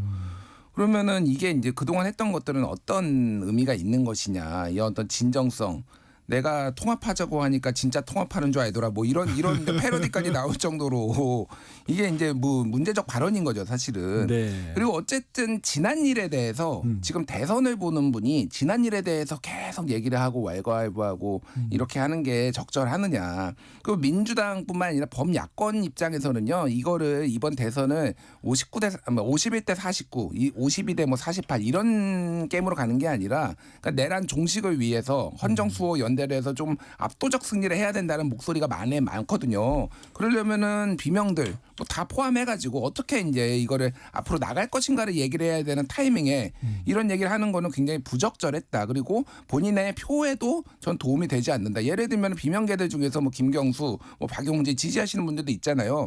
그런 분들이 국민의힘을 찍지는 않겠지만은 투표를 해야 될지 말지 고민을 할 수도 있는 거예요. 그러니까 원래 이제 좀 어떤 온건한 민주당 지지장 성향의 민주당 지지의 성향의 이런 분들이 그러니까 이게 정무적으로도 좋지 않은 건데 이게 이재명 대표가 요 사안만 나오면요 굉장히 좀 피해의식 그리고 자기 방어 기제가 좀 강하게 작동되는 것 같아요. 그러니까 이게 그 당시에 이제 본인이 영장 실시심사 받겠다라고 얘기를 했고 그러니까 이제 그거에 대한 어떤 뭐 여러 가지 요구 사항들이 있었던 거 아니에요. 근데 이거를 이제 본인을 변호하기 위해서 내가 피해자였고 그 비명계들 이 사람들이 나를 좀 압박하는 거였다. 그러니까 자기의 어떤 피해자의 서사를 좀 더 강화하기 위해서 했다는 건데 이게 저는 의도된 거라고 보는 이유가 녹화 방송이었어요. 네. 매부쇼의 이제 녹화 방송이었단 말입니다. 맞습니다. 그럼 이거를 보고서 이후에 충분히 삭제를 하거나 수정을 요청할 수 있는 시간적 여유가 있었다라는 거예요. 근데 이제 이재명 대표의 또 하나의 특징이 뭐냐면은 거기에 매체에 나가면요. 거기에 매체에 조금 맞춤형으로 얘기를 많이 해요. 아하. 그러니까 예를 들면은 뭐 김어준의 뉴스공장이라든지 매뷰슈라든지 이런 데서는 자신을 강력하게 지지하는 지지자들이 많단 말이에요. 그럼 거기에 또 맞는 얘기들을 또 해줍니다. 여기 가서는 여기만 해주고 그게 뭐 어쩌면 이쪽의 대선 전략이긴 한데 그게 이런 식으로 본인의 행보하고 충돌할 정도로 하는 거는 문제가 있다. 제가 보기에는 좀 이재명 대표 본인이 본인 하나가 아니라 굉장히 중요한 어떤 정권 교체의 열망을 담은 그런 후보라는 거를 좀 인식을 했으면 좋겠다 그런 생각이 듭니다. 공당의 대표가 의도 없이 얘기하진 않았을 텐데 서정욱 변호사님. 근데 그때 검찰이 한동훈 이원석 그 총장 체제인데요. 이런 분들이 누구하고 어떻게 짜고 내통을 하겠습니까? 이건 말도 안 되는 게 한마디로 피해 망상증이다. 그렇게 믿고 있다면 이렇게 보고요. 그리고 이제 그 위장 통합쇼가 며칠 만에 드러난 거죠. 운동장을 넓게 쓴다고 계속 김경수 만나고 뭐 김부겸도 만나고 김동연 만났잖아요. 이게 위장 통합쇼예요. 이게 본색이 드러나 버리고요. 그리고 저는 가장 큰 문제는 이재명 대표의 참을 수 없는 가벼운 입. 이게 문제예요. 말 한마디로 이게 완전 공든탑이 와르르 무너지잖아요. 고민정 의원 표현하면 이제까지 통합한다고 뭐 쇼하다가 이 한마디로 이게 완전히 비명이 다 돌아서 버리거든요. 이런 게 그 참을 수 없는 가벼운 입. 이것 때문에 지금 재판을 몇 개 받습니까? 경기도에서 때도 재판. 이번에 대선 때도 지금 재판. 그다음에 이번에도 거의 뭐 저는 엄청난 타격을 자기 발등을 찍은 자해행위를 했다. 이렇게 봅니다. 이게 또 이렇게 분석하는 시각도 있더라고요. 이제 어떻게 보면 조기 대선 국면으로 가면 비명계가 이제 통합의 대상이 아니고 경쟁의 대상 아니냐. 그래서 이제 본격적으로 그 모드에 들어갔다. 뭐 이렇게도 보는 분석도 있던데 좀 설득력이 있다고 보시나요? 아니, 저는 뭐 그거는 어느 정도 영향을 줬을 거라고 봐요. 그러니까 말씀하셨다시피 이제 경쟁자인데 글쎄요. 지금 이 상황에서 이재명 대표의 어떤 인지도 그리고 지지도 이런 것들을 뛰어넘을 만한 비명계가 있을까? 그 생각이 들기는 해요. 그런 정도로 그러니까 좀 자신감 있는 행보를 하는 게 좋겠다. 그러니까 이재명 대표가 오히려 불안하다라는 본인 스스로도 불안해한다라는 거를 좀 드러낸 거 아닌가 그런 생각도 들고요. 그러니까 이거는 아직은 저는 수습할 기회가 있다라고 봅니다. 예, 네. 이거를 어떻게 수습할지는 이제 이재명 대표의 행보에 달렸다. 예. 그 이재명 대표의 그때 발언을 좀 보면 증거는 없고 타이밍을 보면 연관성이 있다. 그러고 나서 이제 조금 비명계의 반발이 나오니까 아 지금 비명계가 있나요? 뭐 다 지난 일인데 이런 어떤 부분들이 조금 이 적절해 보이지는 않습니다. 어떻게 보십니까? 그러니까요. 지금 이게 그 비명계가 없다면서도 가슴에 앙금이 있는 거예요. 계속 뒤끝 장렬이죠. 뒤끝 장렬. 그런데 그 더 웃긴 게 증거가 없대요. 그 말을 안 해야죠. 증거는 없는데 추론을 하잖아요. 당의 어떤 유력 인사가 본인한테 이 대표 사퇴 고담하게 언제 처벌될 거니까 그 시점하고 영장 청구 시점이 2023년 9월 달로 비슷하다는 거예요. 이거 가지고 짰다는 증거 됩니까? 아니 추측 추론을 하려면 합리적 추론해야 되잖아요. 옛날에 제가 논술 특강했거든요. 이 정도로 이게 논술 써오면요 빵점 줍니다. 이게 논리가 안 맞잖아요. 아니 짰다는 증거 추론치고는 당내 유력 인사가 이 대표 처벌되니까 사퇴해 이거하고 검찰하고 짰다는 말도 안 되는 게 억척이니까 이런 논리로 저는 지도자가 될 수 있나 이런 회의가 들어요. 그건 어때요? 그때 이제 비명 행사라고 했잖아요. 네. 근데 이제 이재명 대표가 이번에 얘기하면서 내가 직접적으로 배제한 건 7명뿐이다. 나머지는 당원들이 책임을 물었다. 이 부분은 좀 어떻게 들으셨어요? 깜짝 놀랐습니다. 사실은. 그러니까 본인이 그동안 했던 얘기는 당원들의 선택이었다라는 거였잖아요. 어쨌든. 그리고 뭐 이제 외견상으로도 그렇게 나왔잖아요. 근데 본인이 7명을 직접 쳐냈다라는 거를 왜 얘기했는지 솔직히 좀 이해가 안 가요. 저는 진짜 이해가 좀 안 가는 거고 결국은 이 자체가 좀 불공정한 어떤 경선이 있었다라는 거를 사실상 시인한 거 아닌가 뭐 이렇게 지금 해석될 수밖에 없어서 굉장히 민주당 내에서도 좀 이거는 물론 이제 강성 지지자들이야 뭐 잘릴 만한 사람 잘라냈겠지 뭐 이렇게 생각하시는 분들도 있지만은 글쎄요 이제 외견상으로 어쨌든 공천관리위원장이 있는 거고 네. 절차가 있는 거고 민주당에 네. 그런 것들이 있는 건데 이거를 이렇게 했다라는 게 좀 생각보다 너무 진짜 조금 쉽게 지금 얘기를 한 거 아닌가 그 생각이 들어요. 예. 이거는 불법인 게요. 네. 그 대통령 되기 전에 윤석열 대통령이나 김건희 여사가 뭐 공천 개입했다 김영선 이 문제하고 이재명 대표 개입한 거는 법적으로 똑같은 취급받습니다. 왜냐하면 이게 법적으로 공천 개입은 업무방해거든요. 공무원이 아닐 때는 업무방해라는 게 위계하고 위력으로 개입하는 거예요. 만약에 이재명 대표가 위력이 힘이 있잖아요. 근데 공천에 개입했다면 이것도 이게 불법입니다. 우리 김건희 여사가 개입한 건 민간인이나 또 이게 이재명 대표도 공천에는 아무것도 아니에요. 그런 공간이가 따로 있기 때문에 공당이기 때문에 따라서 이게 법적으로도 문제되는 사안이다 저는 이래 봅니다. 뭐 저도 뭐 그 의견은 존중하는데 그게 법적 문제는 일단은 윤석열 김건희부터 빨리 수사를 해야 되겠다 이 생각은 들긴 합니다. 예. 이 정치 행보를 제기한 한동훈 전 대표 SNS에서 이제 관련 기사를 링크하면서 이재명 민주당은 벌써 계엄 중이다. 이건 어떤 의미인가요? 아니 개엄팔이 좀 그만 좀 하십시오. 진짜 이 얘기를 안 할 수가 없는데. 네. 뭐 저기 푸코선트 할 때도 뭐 계엄 뭐 보고 제가 엿댔다 뭐 그런데 한동훈 대표 전 대표의 입장도 이해는 하는데 지금 할 얘기가 계엄밖에 없나요? 일단은 제가 이거 전에도 비판했지만은 네. 그러니까 계엄이라는 거는 일종의 이제 이게 그냥 어떤 상상력의 영역이 아니라 우리 국민들이 다 눈으로 봤잖아요. 계엄은. 그러니까 계엄 트라우마가 지금 국민들한테 있는 거예요. 그러면은 계엄이라는 얘기를 하려고 하면은 뭐 김민석 의원이나 뭐 김병주 의원이나 이런 분들도 막 비판받았지만은 실제 군의 이상 동향을 파악을 하고 했다라는 게 지금 다 드러났잖아요. 그러니까 그 정도의 근거를 해야 되는 겁니다. 그러니까 이게 정치적 수사에도 어떤 한계가 저는 있다라고 봐요. 예를 들면은 좀 과했지만은 옛날부터 이제 뭐 상대당이 독재한다. 뭐 문재인 대통령 독재한다. 그렇죠. 뭐 이런 것들은 그거 뭐 실제 독재라는 게 아니라 일방적으로 운영한다라고 우리들이 이제 어느 정도 관용적으로 받아들일 수 있는 여지가 있는 거예요. 그러니까 뭐 당 대표가 독재하고 있다. 뭐 이런 얘기도 하잖아요. 근데 이거는 아니죠. 계엄 얘기 좀 그만하고 이제 좀 미래 좀 얘기하시라. 언제까지 계엄 얘기할 거냐. 좀 이 생각이 들어요. 그러니까. 그리고 계엄이라는 단어의 사용도 좀 유의해야 된다. 저는 그거는 진짜 유의해야 된다고 봐요. 예. 근데 여기서 중요한 게 네. 벌써 벌써라는 게 중요한데요. 아, 그렇습니까? 예, 한동훈 대표가 뭐라 했냐면 이재명 대표가 네. 대통령이 되면 벌써부터 이게 재판이 중단되는 게 다수설이야. 말도 안 되는 궤변을 들어놓고 있잖아요. 그 다수설이 아니거든요. 그럼 이게 대통령이 되자마자 재판을 불복하고 나 안 가겠다. 왜 멈춰야 된다. 이러면 이게 계엄을 할 가능성이 있다. 이렇게 주장했었어요. 한동훈 대표가. 재판 중단 대통령 되고 나면. 근데 지금 당내에서 벌써 그 반명회를 갖다가 검찰하고 내통했다. 네네. 이게 이제 벌써 당내 공포 분위기. 그러니까 나중에 계엄할 텐데 지금 이게 벌써 당내에서 반대파를 숙청하는구나. 그래서 벌써 계엄 중 이런 표현을 썼는데 뭐 저는 적절한 비유로 봐요. 네. 이 얘기도 좀 여쭤보겠습니다. 물론 탄핵이 인용돼서 조기 대선 국면을 가정한 겁니다. 당내 민주당 내 비명계를 중심으로 오픈 프라이머리 도입에 찬성 입장들이 나오고 있어요. 이 비명 3김이라고 하죠. 김경수 전 지사, 김부겸 전 총리, 김동연 지사 다 여기에 이제 찬성 입장이 나오고 있는데 이 실현 가능성이 좀 있는 얘기일까요? 일단 뭐 실현 가능성 이 얘기를 하기 전에 네. 왜 우리나라 정당들은 선거만 되면은 선거 룰을 가지고 싸우죠?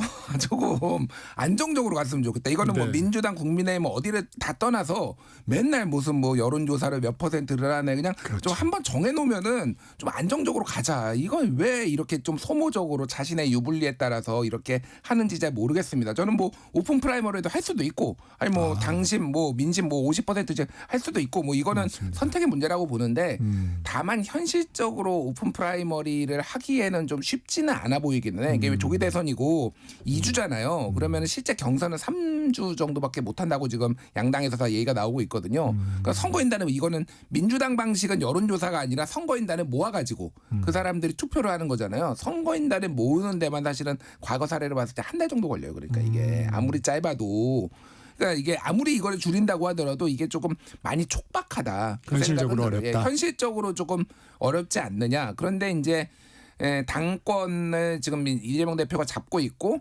당원 권리당원의 투표 비율이 높으면은 이제 이게 이제 이재명 대표한테 유리하다라는 계산들이 있었겠죠. 비명계 주자들이. 근데 다만 저는 그 비명계 주자들에게 말씀드리고 싶은 거는 물론 이재명 대표가 당권을 잡고 있으니까 하지만은 이재명 대표가 당원들의 마음을 얻은 것도 사실이잖아요. 본인들이 그러면 당원들의 마음을 어떻게 얻으려고 하는지도 좀 고민을 해보시라. 이거를 좀 다 우회를 하려고 하는 것만 좀 방법을 그렇게 꺼내는 게 꼭 좋아 보이진 않아요. 개인적으로. 예. 서정욱 변호사님 어떻습니까? 뭐 저도 실현 가능성은 0%로 봐요. 그냥 이재명 대표를 한번 흔들어 보자. 이런 뭐 정치 공세지 현실 실현 가능성 없고요. 저는 어떤 방식을 해도 이게 이재명 대표를 정치적으로 배제하는 거 어려울 겁니다. 딱 한 가지 사법적 리스크. 사법적으로 이재명 대표를 날리는 거 외에 어떤 경선 방식을 해도 무조건 이게 이재명 대표 된다. 이렇게 보고 있습니다. 네, 주제를 좀 바꿔봅니다. 이재명 대표의 이른바 K-엔비디아 발언 판이 커졌습니다. 일단 이 발언은 좀 어떻게 들으셨어요? 그러니까 이 발언에 나온 맥락들이 네.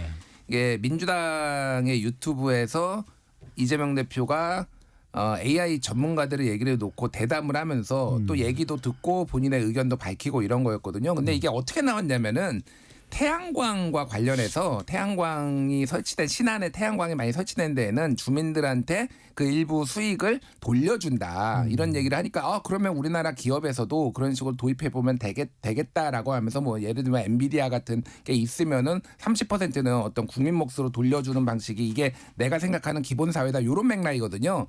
그러니까 이게 사실은 엔비디아라는 게 일종의 예시처럼 나온 거예요. 이게 그러니까 아주 진지하게 그리고 그게 어떤 뭐 전통 산업보다는 혁신 기업이기 때문에 더 사람들이 이제 또 그게 혁신 기업을 그렇게 하는 게 맞아? 또 이런 얘기가 나온 것 같아요. 그러니까 근데 이제 이걸로 우리가 확인할 수 있는 거는 이재명 대표의 입은 거의 이제 무게감은 대통령급이다. 그러니까 이게 대왕고래 프로젝트도 네. 이게 사실은 그냥 산업부에서 발표했으면 아무런 문제가 안 생기는데 이거를 그렇죠. 대통령이 네. 딱 발표를 하니까 이게 지금 일파만파가 됐잖아요. 그러니까 이것도 사실은 약간 너무 과장됐다라는 거고 특히 국민의힘에서 얘기하는 뭐 사회주의다 이거는 뭐 좀 죄송한 얘기 좀 무식한 얘기다 제가 보기에는. 그러면서 이제 국부펀드 얘기를 꺼냈잖아요. 그러면서 이제 민주당 쪽에서 국부펀드 얘기를 나온 건데 그러니까 이게 조금 더 논의가 됐으면 좋겠어요. 저는 사실은. 그러니까 국부펀드를 만들 수도 있는데 그럼 국부펀드를 어떻게 재원을 마련할 것이냐. 네. 그러니까 예를 들면은 뭐 사우디나 뭐 노르웨이나 이런 데들은 석유가 나니까 북해 석유나 자기 석유를 난 거를 가지고 이제 운영을 하는데 그러면 국부 펀드를 어떤 식으로 재원을 마련해서 어떤 기준으로 이걸 투자를 해가지고 만들 것이냐. 그리고 또 하나는 엔비디아를 꼭 만들어야 되나요 우리가? 그러니까 이게 방향성의 문제인데 예를 들면 우리가 오픈 AI 같은 기업을 만들려고 하는 거지. 거기는 소프트웨어 기업이잖아요. 그러니까 실제 이제 AI 기업이잖아요. 아니면은 중국의 딥시크 같이 혁신적인 거를 만들어야 되는 건지 아니면은 그래픽 카드를 만드는 GPU를 만드는 엔비디아를 만들어야 되는 건지에 대해서는 사실 다 완전 다른 얘기거든요. 근데 이런 것들이 되게 조금 아직은 설립게 좀 나왔으니까 이번 기회에 차라리 뭐 토론도 한다니까 좀 얘기를 해봤으면 좋겠다 이 생각이 듭니다. 네, 서정욱 변호사님. 두 가지만 지적하면요. 네. 이런 게 혁신 기업들 계속 끊임없이 대규모 투자가 필요해요. 그러니까 지분이 희석이 돼요. 지금 젠슨 황의 지분이 3.5%입니다. 그런데 국민들한테 30%는 뭐가 나눠줘요. 기업을 키우려면 끊임없이 투자를 받으면 지분이 희석되잖아요. 30%를 이게 뭘 가지고 나눠줄 거냐? 공산주의다 아니고 이런 게 근본 문제가 있고요. 그다음에 두 번째는요. 이런 게 벤처 혁신 기업을 싹을 자른 게 민주당 정권입니다. 우리 세계 미래기술 100대 기술 중에 거의 우리나라 상위권이 없는 게 규제가 너무 심해요. 옛날에 우리 다음 이재용 소카 그것도 다 싹을 잘랐잖아요. 이런 엔비디아 같은 혁신기업이 노기에는 우리 규제가 너무 심합니다. 이렇게 민주당이 혁신 싹을 자르고 52시간 연구 반도체도 못하게 했잖아요. 이래갖고 이게 엔비디아 같은 기업을 기대하는 게 이게 문제고요. 마지막으로 이런 기업 생기면 세금 안 내된다. 이게 무슨 말입니까? 저는 너무 황당해. 어떻게 대선 주자가 세금 안 내고 그 미국 엔비디아 있으면 세금 안 냅니까? 말도 안 되는 게 혹세무민이죠. 이 부분 혹시 요거 반론하실 거? 예. 짧게 세금 안 낸다라는 게 아니라 조세 부담을 줄일 수도 있다라는 거예요. 그게 실제 그렇게 운영이 되니까 국부펀드를 운영을 하는 나라에서는 그거를 일부분 예를 들면은 뭐 노르웨이 같은 경우에도 예전에 코로나가 왔을 때 한 40조 원을 인출을 해가지고 그런 것들을 그런 재원으로 썼거든요. 국민들을 이제 생활을 안정시키기 위한. 예를 들면 그렇게 조세 부담을 줄일 수 있다라는 거지 세금을 안 걷겠다라는 건 아니고. 주 52시간제는 SK 하이닉스는 그럼 주 52시간 안 지키고 주에 윤석열 대통령 말처럼 120시간씩 일해가지고 그러면 HBM 고대역폭 메모리 만들었습니까? 그거는 경영진의 판단의 문제고요.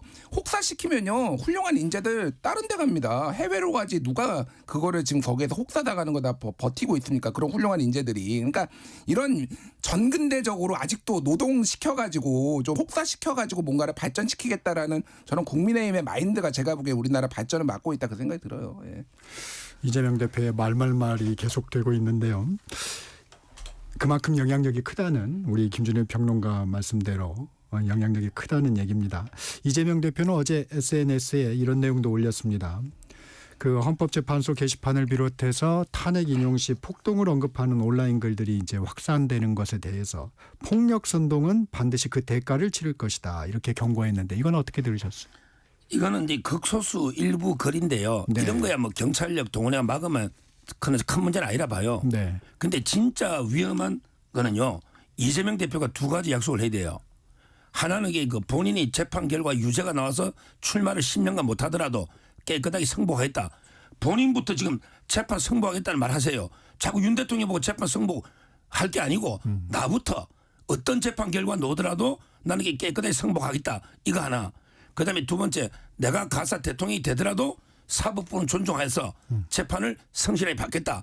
아까 말한 것처럼 뭐 재판 중단이 다수리다. 말도 안 되는 개변하지 말고 본인부터 이재명 대표가 재판에 불복할 때 우리나라의 위험이 큽니까? 이런 글들 몇 개 뭐 올려봤자 경찰이 막으면 돼. 이런 걸 과장할 건 아니고 이거는 충분히 저는 해결하다 보고 진짜 심각한 건 이재명 대표의 불복이다. 이런 봅니다. 뭐 기승전 사법 리스크를 말씀하시는데 그러니까 여기에서 우리가 초점을 맞춰야 될 거는 폭동이에요. 그러니까 이거를 그냥 말로 꺼내 우리가 그냥 이렇게 뭐라고 엄포를 놓는 그런 차원이 아니에요. 우리가 폭동을 봤잖아요. 그러니까 서부지법에서 네. 그 민주주의에 대한 심각한 위협인데 지금 뭐 국민의힘 의원들 뭐 서천 의원이나 이런 분들이 뭐 헌법재판소 공수처 처부수자 이게 그러니까 허투루 들리지 않는 겁니다. 저는 폭동 선동을 하고 있다. 굉장히 위험하다. 그리고 지금 흥분한 지지자들을 오히려 자제를 시켜야 되는 어떤 정치인들이 이런 것들을 하고 있다라는 거에 대해 굉장히 저는 부정적으로 보고 있고 그거에 대해서 국민의힘이 좀 책임지고 안정적으로 여당으로서 해달라라는 요구이자 좀 강한 압박이다. 이렇게 좀 해석하는 게 맞을 것 같아요. 네. 네. 한동훈 전 대표 북콘서트 열고 이제 본격 행보를 시작했는데 이번에는 선수 교체가 아닌 시대 교체를 해야 한다 하고 강조하면서 개헌을 띄웠습니다. 왜 개헌을 화두로 좀 내세웠을까요? 우리 서정 변호사님 먼저. 아마 지금 이재명 대표 빼고는 전부 개헌을 화두로 내세운 거죠. 네. 이거 개헌을 통해서 이재명 대표를 흔들지 않으면 지금 강구하게 이재명 대표가 압도적 1위 후보잖아요. 흔들기 위해서 저는 뭐 개헌을 화두로 냈다 이렇게 보고요. 그런데 본인이 뭐 시대 교체인데 이게 시대 교체라는 게 어떤 의미인지 모르겠어요. 예를 들어 73년생이면 나이만 좀 젊으면 시대 교체인지 본인은 어떻게 보면 그 검사로서 평생을 윤 대통령하고 같이 왔잖아요. 지금에게 결별했지만 과연 이게 본인은 새로운 시대의 인물인지 우리 구시대 검사 정치 청산할 이게 아닌지 상당히 의문이 듭니다. 근데 요거는 한동훈 대표가 얘기를 했어요. 자기가 구시대의 마지막이 되겠다. 뭐 이런 취지의 얘기를 했거든요.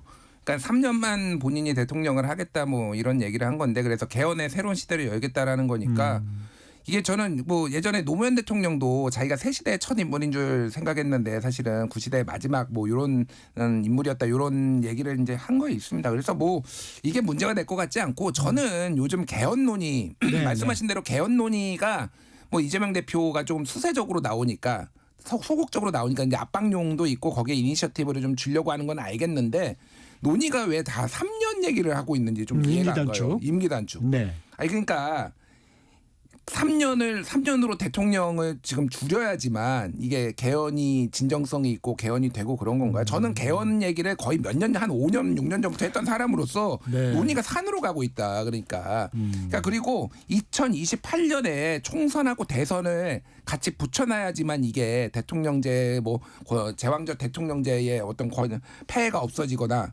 아니면 뭐 안정적 국정 운영이 되거나 그런 건 아니고 2030년에 지방선거랑 대선을 붙이고 4년 중임제로 하면서 총선을 중간평가로 쓸 수도 있는 거예요. 사실은 이게 그러니까 너무 성급하게 3년만 하겠다라는 분들이 너무 많아. 제가 많다 이렇게 좀 생각이 들어요. 그래서 좀 개헌의 논의를 좀 확장하고 결국은 국회에서 좀 적극적으로 이제 시작을 해봤으면 좋겠습니다. 예. 네. 이건 서정욱 변호사님한테 좀 여쭤보고 싶은데 보수 잠룡 중에서 왜 홍준표 대구시장이 유독 한동훈 전 대표에 대해서 이렇게 비판이 가장 셉니까? 아마 이제 두 분이 제일 뭐 가장 서로 치고받고 싸우는 거는 맞고요. 네. 뭐 여러 가지 이제 그 원인이 있겠지만 오세훈 시장은 주로 정치 발언을 안 하잖아요. 서로 이게 말이란 게 주고받아 싸우는데 홍준표 시장은 워낙에 그 현안에 대해서 계속 목소리를 내니까 한동훈 대표 비판 많이 그러다 보니까 자연스럽게 치고받고 싸우는 게 있고요. 그다음에 최근에는 그 명태균 게이트 있잖아요. 이게 큰 것 같아요. 왜냐하면 이거는 정치라면 아예 뇌물이다. 채용까지 한 이렇게 공세를 펴고요. 그다음에 검찰이 수사를 하고 있잖아요. 거기에 대해서 이제 그 홍준표 시장은 또 의혹의 눈길을 보내고 있거든요. 따라서 뭐 앞으로 이게 두 분 싸움이 제일 치열하게 앞으로도 계속 될 걸로 보입니다. 네, 저 요거 한마디 반. 예. 정치인 중에서는 홍 시장이 가장 비판적이지만은 뭐 정치 평론하시는 분 중에서는 아마 서정욱 변호사가 한동훈 대표한테 가장 비판적이 아닌가. 그러니까 요즘 뭐 최근에 고소도 하겠다 뭐 이런 얘기가 나왔는데 세 가지인 것 같아요. 하나는 홍준표 시장은 본인이 계속 얘기한 게 자강론을 얘기했어요. 좀 외부 인사 좀 수혈 좀 하지 말고 우리 보수에서 좀 찾아라. 본인 얘기를 하는 거고 그 예전에 윤석열 후보 데려왔을 때도 그 얘기를 했거든요. 그러니까 한동훈에 대한 어떤 그런 약점, 거부감. 두 번째는 이제 탄핵 반대 포지션을 좀 더 강화하는 거죠. 그러니까. 탄핵 찬성한 거 아니냐. 요거고 세 번째가 이제 말했듯이 명태균 게이트에 대한 어떤 그런 어떤 한동훈계가 뒤에 있는 거 아니냐 뭐 이런 건데 글쎄요 이게 좋아 보이진 않아요. 그러니까 그만 좀 안에서 툭탁대고 이거 한동훈 대표 아까 전에 개헌 얘기 많이 하는 것도 비판한 것도 같은 맥락인데 좀 미래를 얘기해라. 홍준표가 집권하면은 대한민국이 나아질지 저는 진짜 1도 모르겠습니다. 앞으로 무슨 대한민국을 만들려고 하는지. 예. 이 시간이 짧은데 한 20초씩만 드리겠습니다. 명태균 게이트 수사 지금 어떻게 보고 계십니까? 이제 시작해야죠. 검찰이 칼을 빼들었다 이렇게 봅니다. 이제 본격적으로 소환 조사가 될 거고요. 뭐가 됐든 뭐 국민들의 입장에서는요. 이게 유불리를 따지지 않고 그냥 다 수사해라. 그래서 억울하신 분들 있다고 지금 얘기하시잖아요. 오세훈 시장도 억울하다. 홍 시장도 억울하다. 억울한지 아닌지 수사로 밝혀줬으면 좋겠다. 예. 뭐 제가 보기에 뭐 결과는 껍데기 뭐 아무것도 없을 거예요. 요란하게 소리만 울리다가. 그런데 문제는 이게 조기 대선이 되면 이용당할 수가 있어요. 저는 만에 하나 조기 대선 되면 명태균 수사를 잠정 중단하고 대선으로 밀어야 된다 봐요. 네, 오늘도 아주 명쾌하고 당당한 토론이 됐습니다. 서정욱 변호사, 김준일 시사평론가와 함께했습니다. 고맙습니다. 감사합니다. 정격 시사 2부 마칩니다. 전하는 말씀 듣고 3부로 돌아옵니다.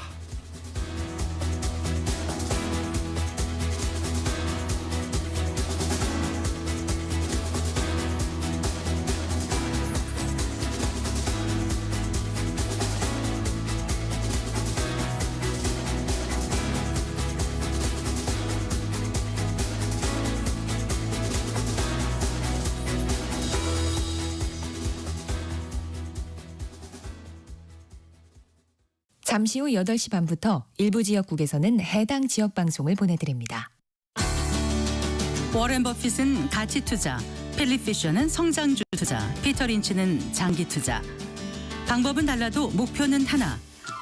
성기영의 경제쇼가 성공의 길로 안내합니다. 깊이 있게, 명쾌하게 지금 이 시대 경제에 관한 모든 것을 알려드립니다. 평일 오후 4시 5분 성기영의 경제쇼와 함께하십시오.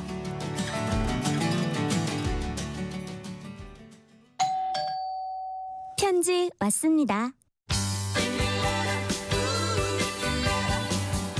퇴근길 지친 당신에게 힘이 되는 뉴스를 전해드립니다. 매일 저녁 5시 5분 당신과 함께 읽는 세상 이야기 KBS 1라디오 뉴스레터 K. 지금 시각은 8시 30분입니다. KBS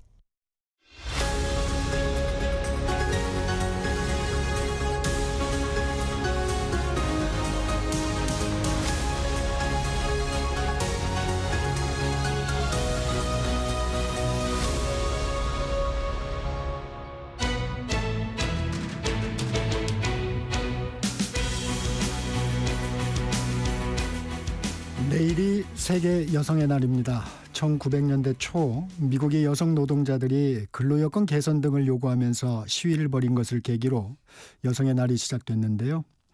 우리 사회의 여성의 현실은 어떨까요?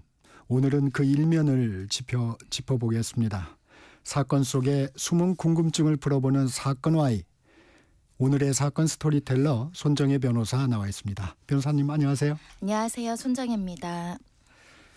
최근에 그 직장 회식 자리에서 여성 직원들을 상대로 성희롱이나 갑질을 한 공단 이사장에 대해서 해임 처분이 정당하다는 판결이 나왔다는데 어떤 사건인가요? 그렇습니다. 여전히 우리 사회생활 하시고 직장생활 하시는 분들 중에 직장 내 괴롭힘의 범주로서 성희롱 사건이 있죠. 네. 관련해서는 보통은 우월적 지위에 있는 사장이나 상사가 이제 직장 내에서 훨씬 더 을의 위치에 있는 사람들을 이제 성적으로 괴롭힘을 하는 것을 성희롱이라고 이야기를 드릴 수 있는데요. 네. 이 사건은 이제 회식 자리로 거슬러 올라갑니다. 지난 2022년 6월 28일경에 회식 자리에서 관련해서 부산시설공단 이사장이 직원들을 상대로 이제 어떤 노래를 개사를 해서 남성 신체나 여성 신체를 이제 빗대서 개사한 내용으로 이제 직원들에게 노래를 한 부분, 또 이와 별개로 또 부당한 폭언이나 협박성 발언을 하거나 본인이 오래전부터 알고 있는 업체에 소개해주거나 이걸 추천하기로 하는 등의 어떤 비행위를 일삼다가 네. 이제 징계 처분에 이르게 된 것이고요. 감사위원회에서 감사조사 결과 비의 행위 정도가 중대하다라고 판단을 해서 중징계 결정을 내렸고, 이에 대해서 불복해서 법원에 이 해임 처분 부당하다, 취소해달라, 지나치다 이렇게 소송을 제기했으나 법원에서도 이 비의 정도 그리고 비의 어떤 피해 정도를 봤을 때 해임이 정당하다라고 판단했던 사건입니다. 지금도 부산시 감사 결과 얘기해 주셨는데 어떤 점이 특히 문제가 됐을까요? 일단 말씀드린 것처럼 이 우리 직장 내 갑질 중에 성희롱, 남녀고용평등법에도 규정되어 있는데요. 성적인 성추행이나 성희롱은 굉장히 중징계 사유로 분류하고 있습니다. 그만큼 조직 생활을 하는 데 있어서 이런 성적인 언동으로 피해자를 다수 야기하는 것은 직장 내 갑질과 성희롱으로 규정할 수 있다라고 보는 것인데요. 네. 이 사건 같은 경우는 이 직원들의 진술의 신빙성이 굉장히 쟁점이 됐습니다. 실제 징계 처분을 받은 이사장이 법원에서 변론을 통해서 이 직원들의 진술이나 작성 자료를 믿을 수 없다. 자의적이고 과장되고 나를 음해할 목적으로 또 대화 중에 자신을 도발해서 가격한 발언을 유도했기 때문에 이것은 증거 가치나 증명력이 없다. 이렇게 주장을 했었거든요. 네. 하지만 재판부는 상당히 신빙성이 있다라고 주장을 했습니다.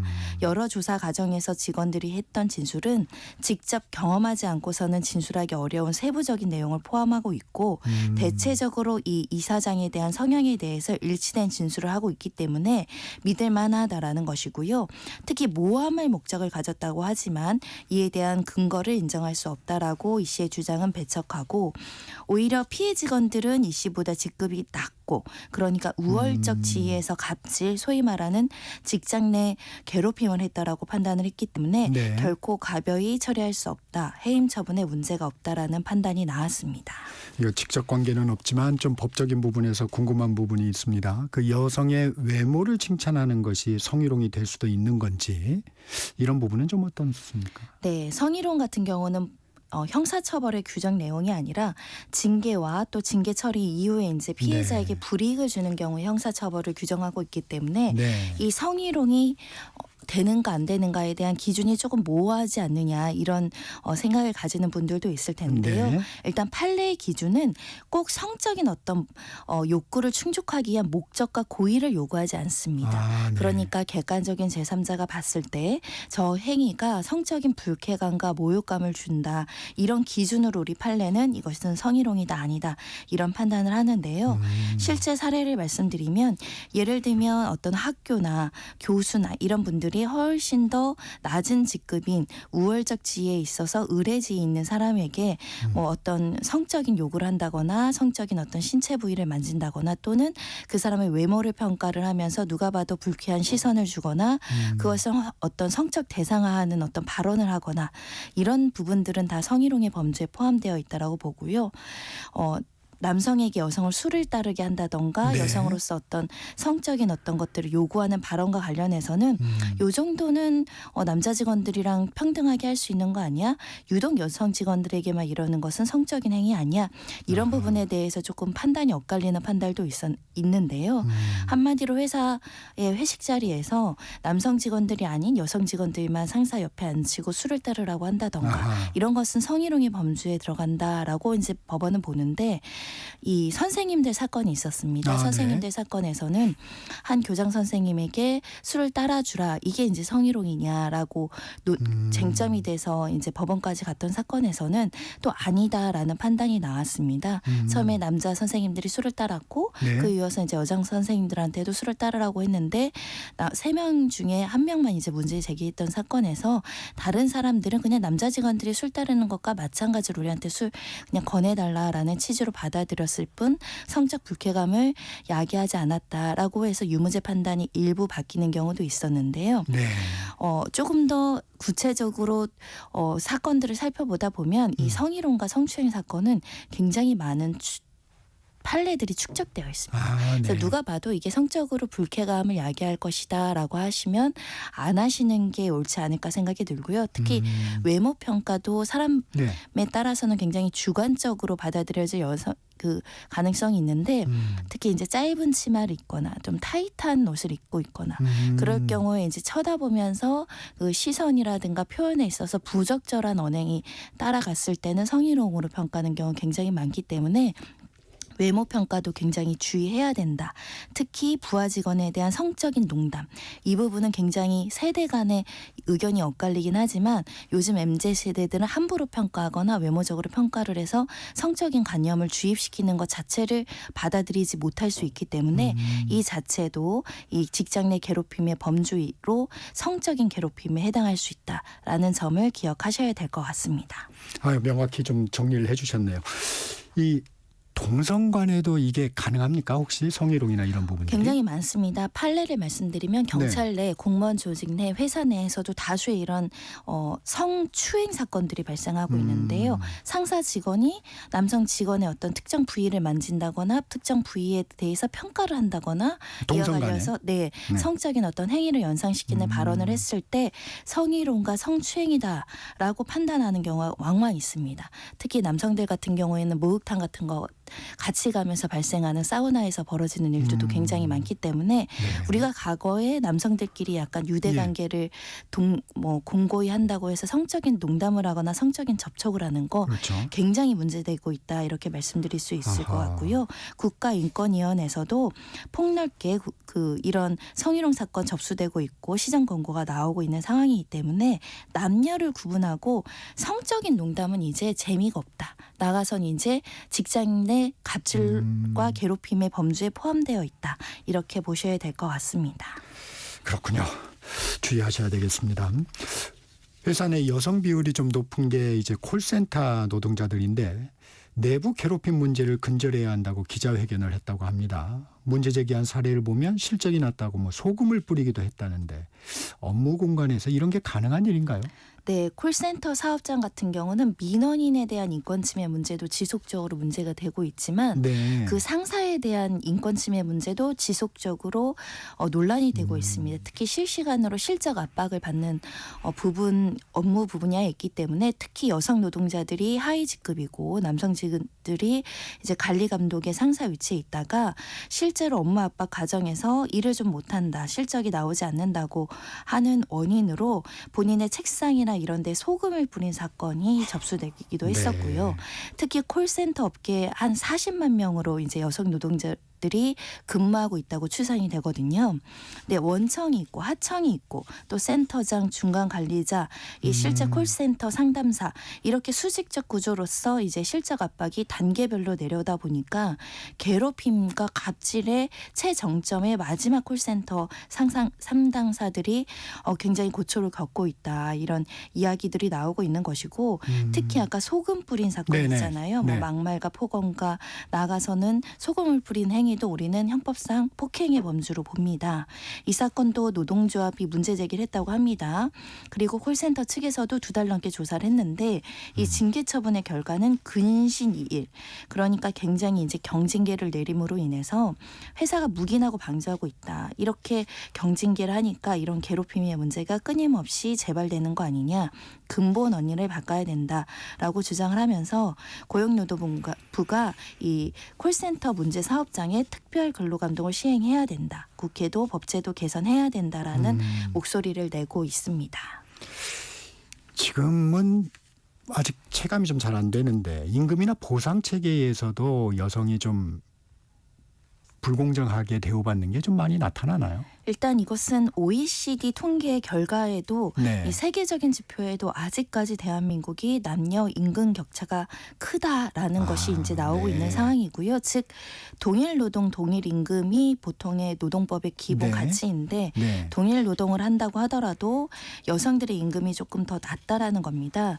특히 전북 노동권익센터가 세계 네. 여성의 날을 앞두고 내놓은 통계인데요. 이 통계에 보면 지난해 기준으로 이 전북 도내 월 평균 임금이 남성은 326만 원, 여성은 211만 원. 그러니까 114만 원 정도 그러네요. 차이가 난다라고 하는 것입니다. 차이가 크네요. 네, 임금 상승폭도 남성은 월 평균 12만 원이지만 여성은 한 6만 원 오르는데 그쳤다는 어허. 부분에 있어서는 네. 총액도 다르지만 앞으로 근속 연수에 따라서 올라가는 이 그 증액 부분들도 남녀별로 차이가 크다라는 점이 이 통계가 말해주고 있습니다. 이 지역별 고용조사라든가 통계청 자료를 분석한 조사라고 하는데 여성 비정규직이 많은 이유, 또 임금이 낮은 이유는 어떻게 분석되나요? 첫 번째로는 경력 단절 문제가 있습니다. 경력 네. 단절 문제는 결국은 이제 저출산 문제, 그리고 육아기에 여성들이 육아 공백을 해소하지 못해서 일을 그만뒀다가 재취업하는 과정에서 예전에 어떤 경력 단절 문제로 인해서 재취업 시장 과정에서 조금 평가가 조금 가치가 어떻게 제대로 인정받지 못하거나 실제 재취업할 수 있는 부분들이 적다, 이런 부분들을 이야기하고 있는 것이고요. 네. 그와 더 더불어서 우리나라 같은 경우는 여성의 노동력이 좀 값싸다, 쉽게 사용할 수 있다. 여기는 이런 편견과 선입견, 고정관념의 결과로 여성들의 노동 가치를 크게 인정하지 않는다, 이렇게 볼 수 있을 것 같고요. 특히 경력 단절의 주된 원인은 가사와 육아거든요. 네. 여전히 가사와 육아는 여성들이 담당해야 된다, 이런 인식을 벗어나지 못하면 여성들이 가사와 육아 때문에 계속적으로 경력 단절이라든가 경력에 대해서 이제 어떻게 보면 제대로 평가받지 못하는 일이 있기 때문에 이 노동 현장에서 이 가사 육아 문제, 그리고 경력 단절의 문제, 이런 것들을 개선할 수 있는 현장 감독, 그리고 제도 점검이 필요하다라는 목소리입니다. 네, 오늘은 여기까지 듣겠습니다. 여성의 날을 맞아서 좀 생각해야 될 지점들을 많이 분석해 주셨습니다. 지금까지 손정혜 변호사였습니다. 고맙습니다. 감사합니다. 전격시사 듣고 계신 지금 시각 8시 43분입니다. 교통정보 듣고 돌아옵니다. 네, 먼저 고속도로 상황인데요. 경부고속도로 서울 쪽입니다. 경주에서 경산 사이는 안개에 주의하셔야겠고요. 입장 휴게소 부근은 고장난 차가 서 있습니다. 양재 부근에서 반포까지 막히고요. 반대 부산 방향은 반포에서 서초까지 어렵습니다. 칠곡 휴게소에서는 화물차가 고장나 있고요. 양산 분기점에서 밀리고 있습니다. 다음은 서해안고속도로 서울 쪽인데요. 영광 2터널 부근에서 1터널 사이는 2차로에 작업이 시작됐습니다. 미리 차로 변경 필요하겠습니다. 대명터널에서는 대형 화물차가 고장나 있습니다. 광명역에서 금천까지 막히고요. 영동고속도로 강릉 쪽입니다. 둔대분기점에서 시작된 정체가 부곡까지 이어져 있습니다. 용인에서 양지터널까지 제속도 못 냅니다. 제2경인고속도로 성남 방향은 문학에서 남동 더 가서는 안양분기점에서 일직분기점까지 쭉 막히고 있습니다. 안전 운행하시기 바랍니다. KBS 교통정보센터에서 정현정입니다. 대한민국 중심 채널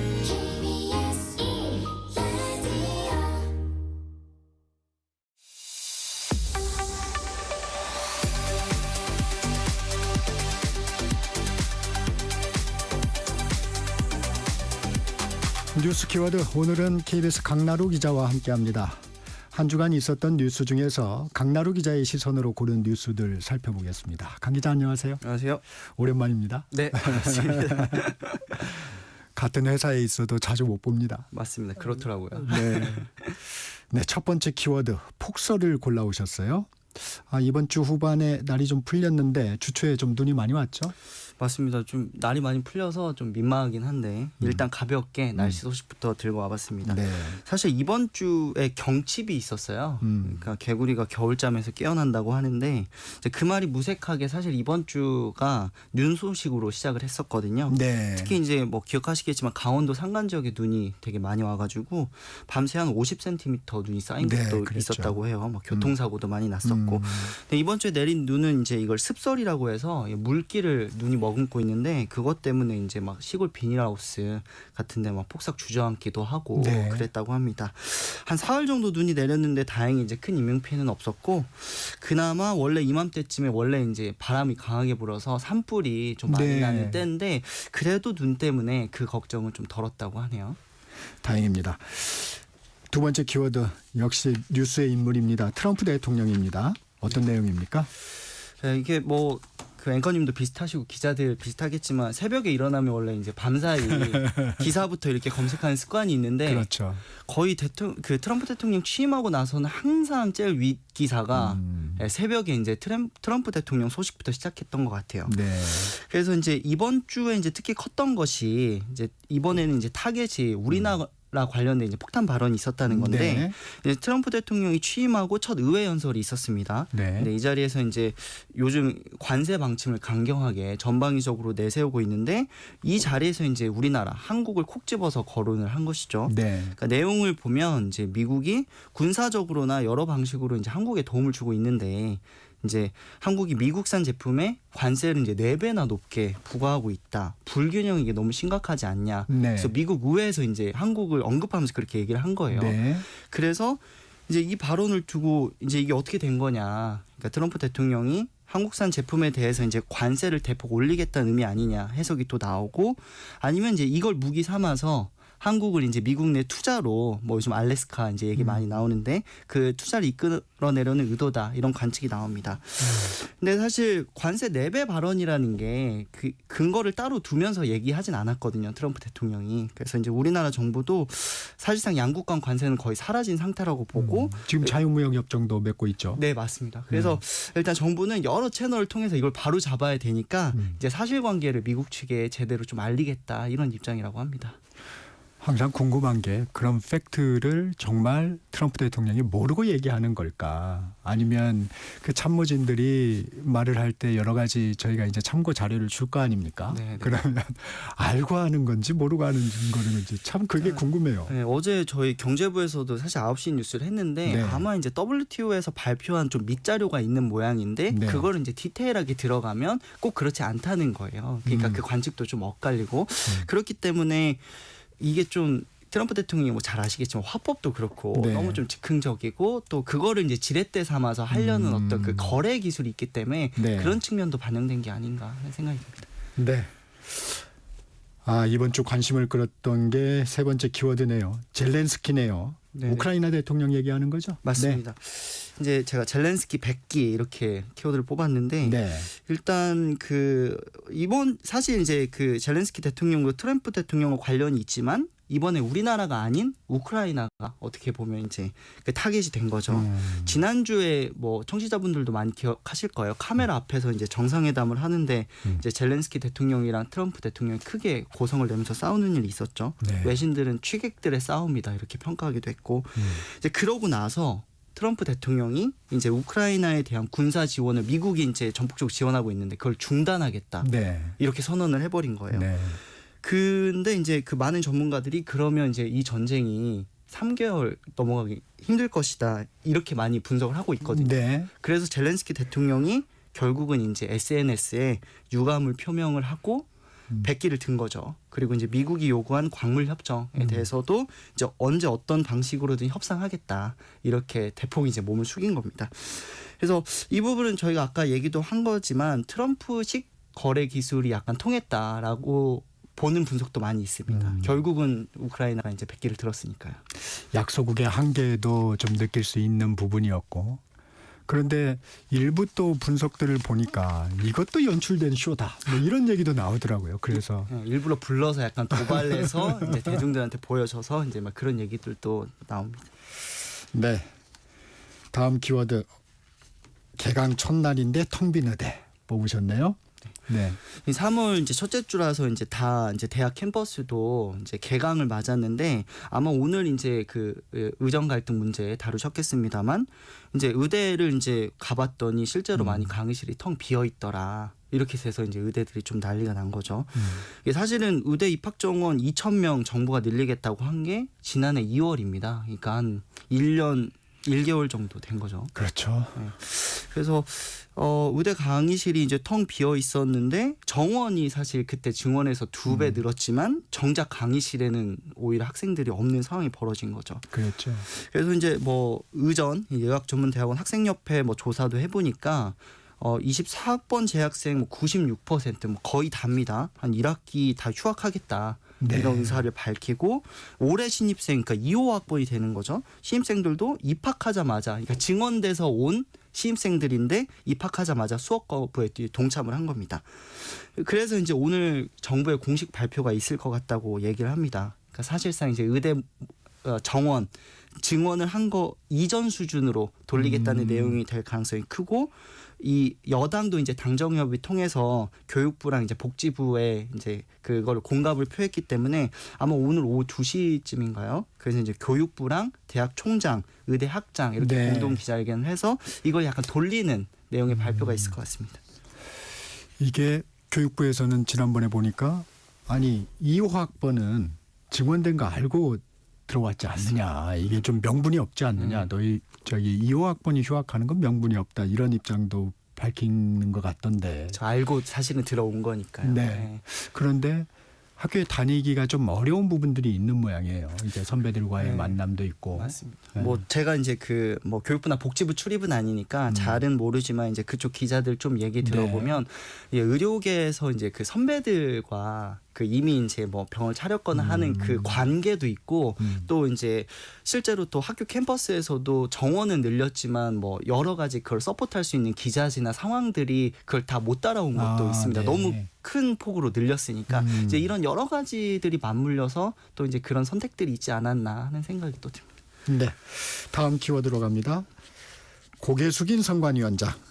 네. 그 이번 주에도 선관위 뉴스 많이 보셨을 것 네. 같아요. 네, 감사원이 최근 선관위 감사 보고서를 최종 발표를 했죠. 네. 선관위 내에서 이제 가족, 뭐 친인척 채용 비리 더 구체적인 사실이 드러나서 여론의 문매를 받고 있습니다.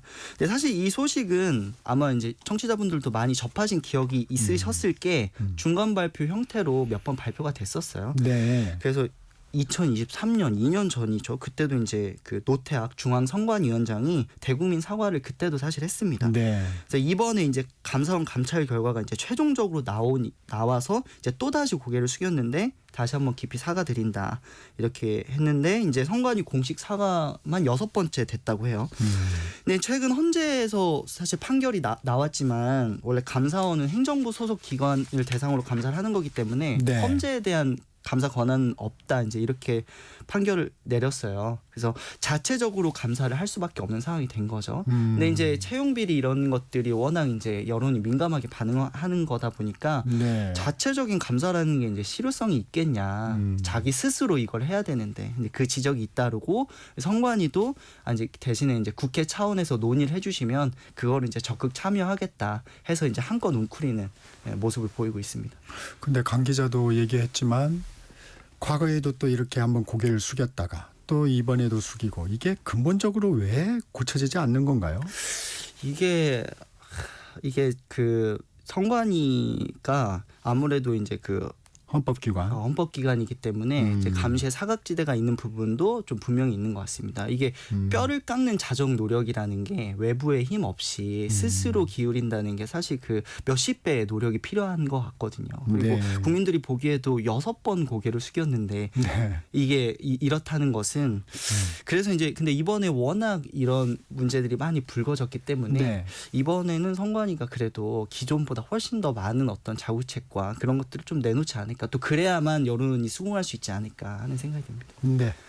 마지막 키워드 살펴봅니다. 하은입니다. 집에 혼자 있다 화재로 목숨을 잃은 12살 문하은 양 소식이죠? 맞습니다. 이번 주 이 키워드를 정리하면서 개인적으로도 참 가슴이 아리면서 또 한편은 또 따뜻하기도 한 그런 소식을 마지막으로 준비를 했는데요. 네. 간단히 이제 뉴스 보신 분들 있을 텐데 지난주 수요일에 있었던 겁니다. 지난주에 있었던 일이죠. 인천의 한 빌라 4층에서 불이 났어요. 네. 이제 화재가 났는데 이제 문제는 12살 초등학생 여자아이가 집에 혼자 있었던 겁니다. 혼자. 네. 이제 보호자 없이.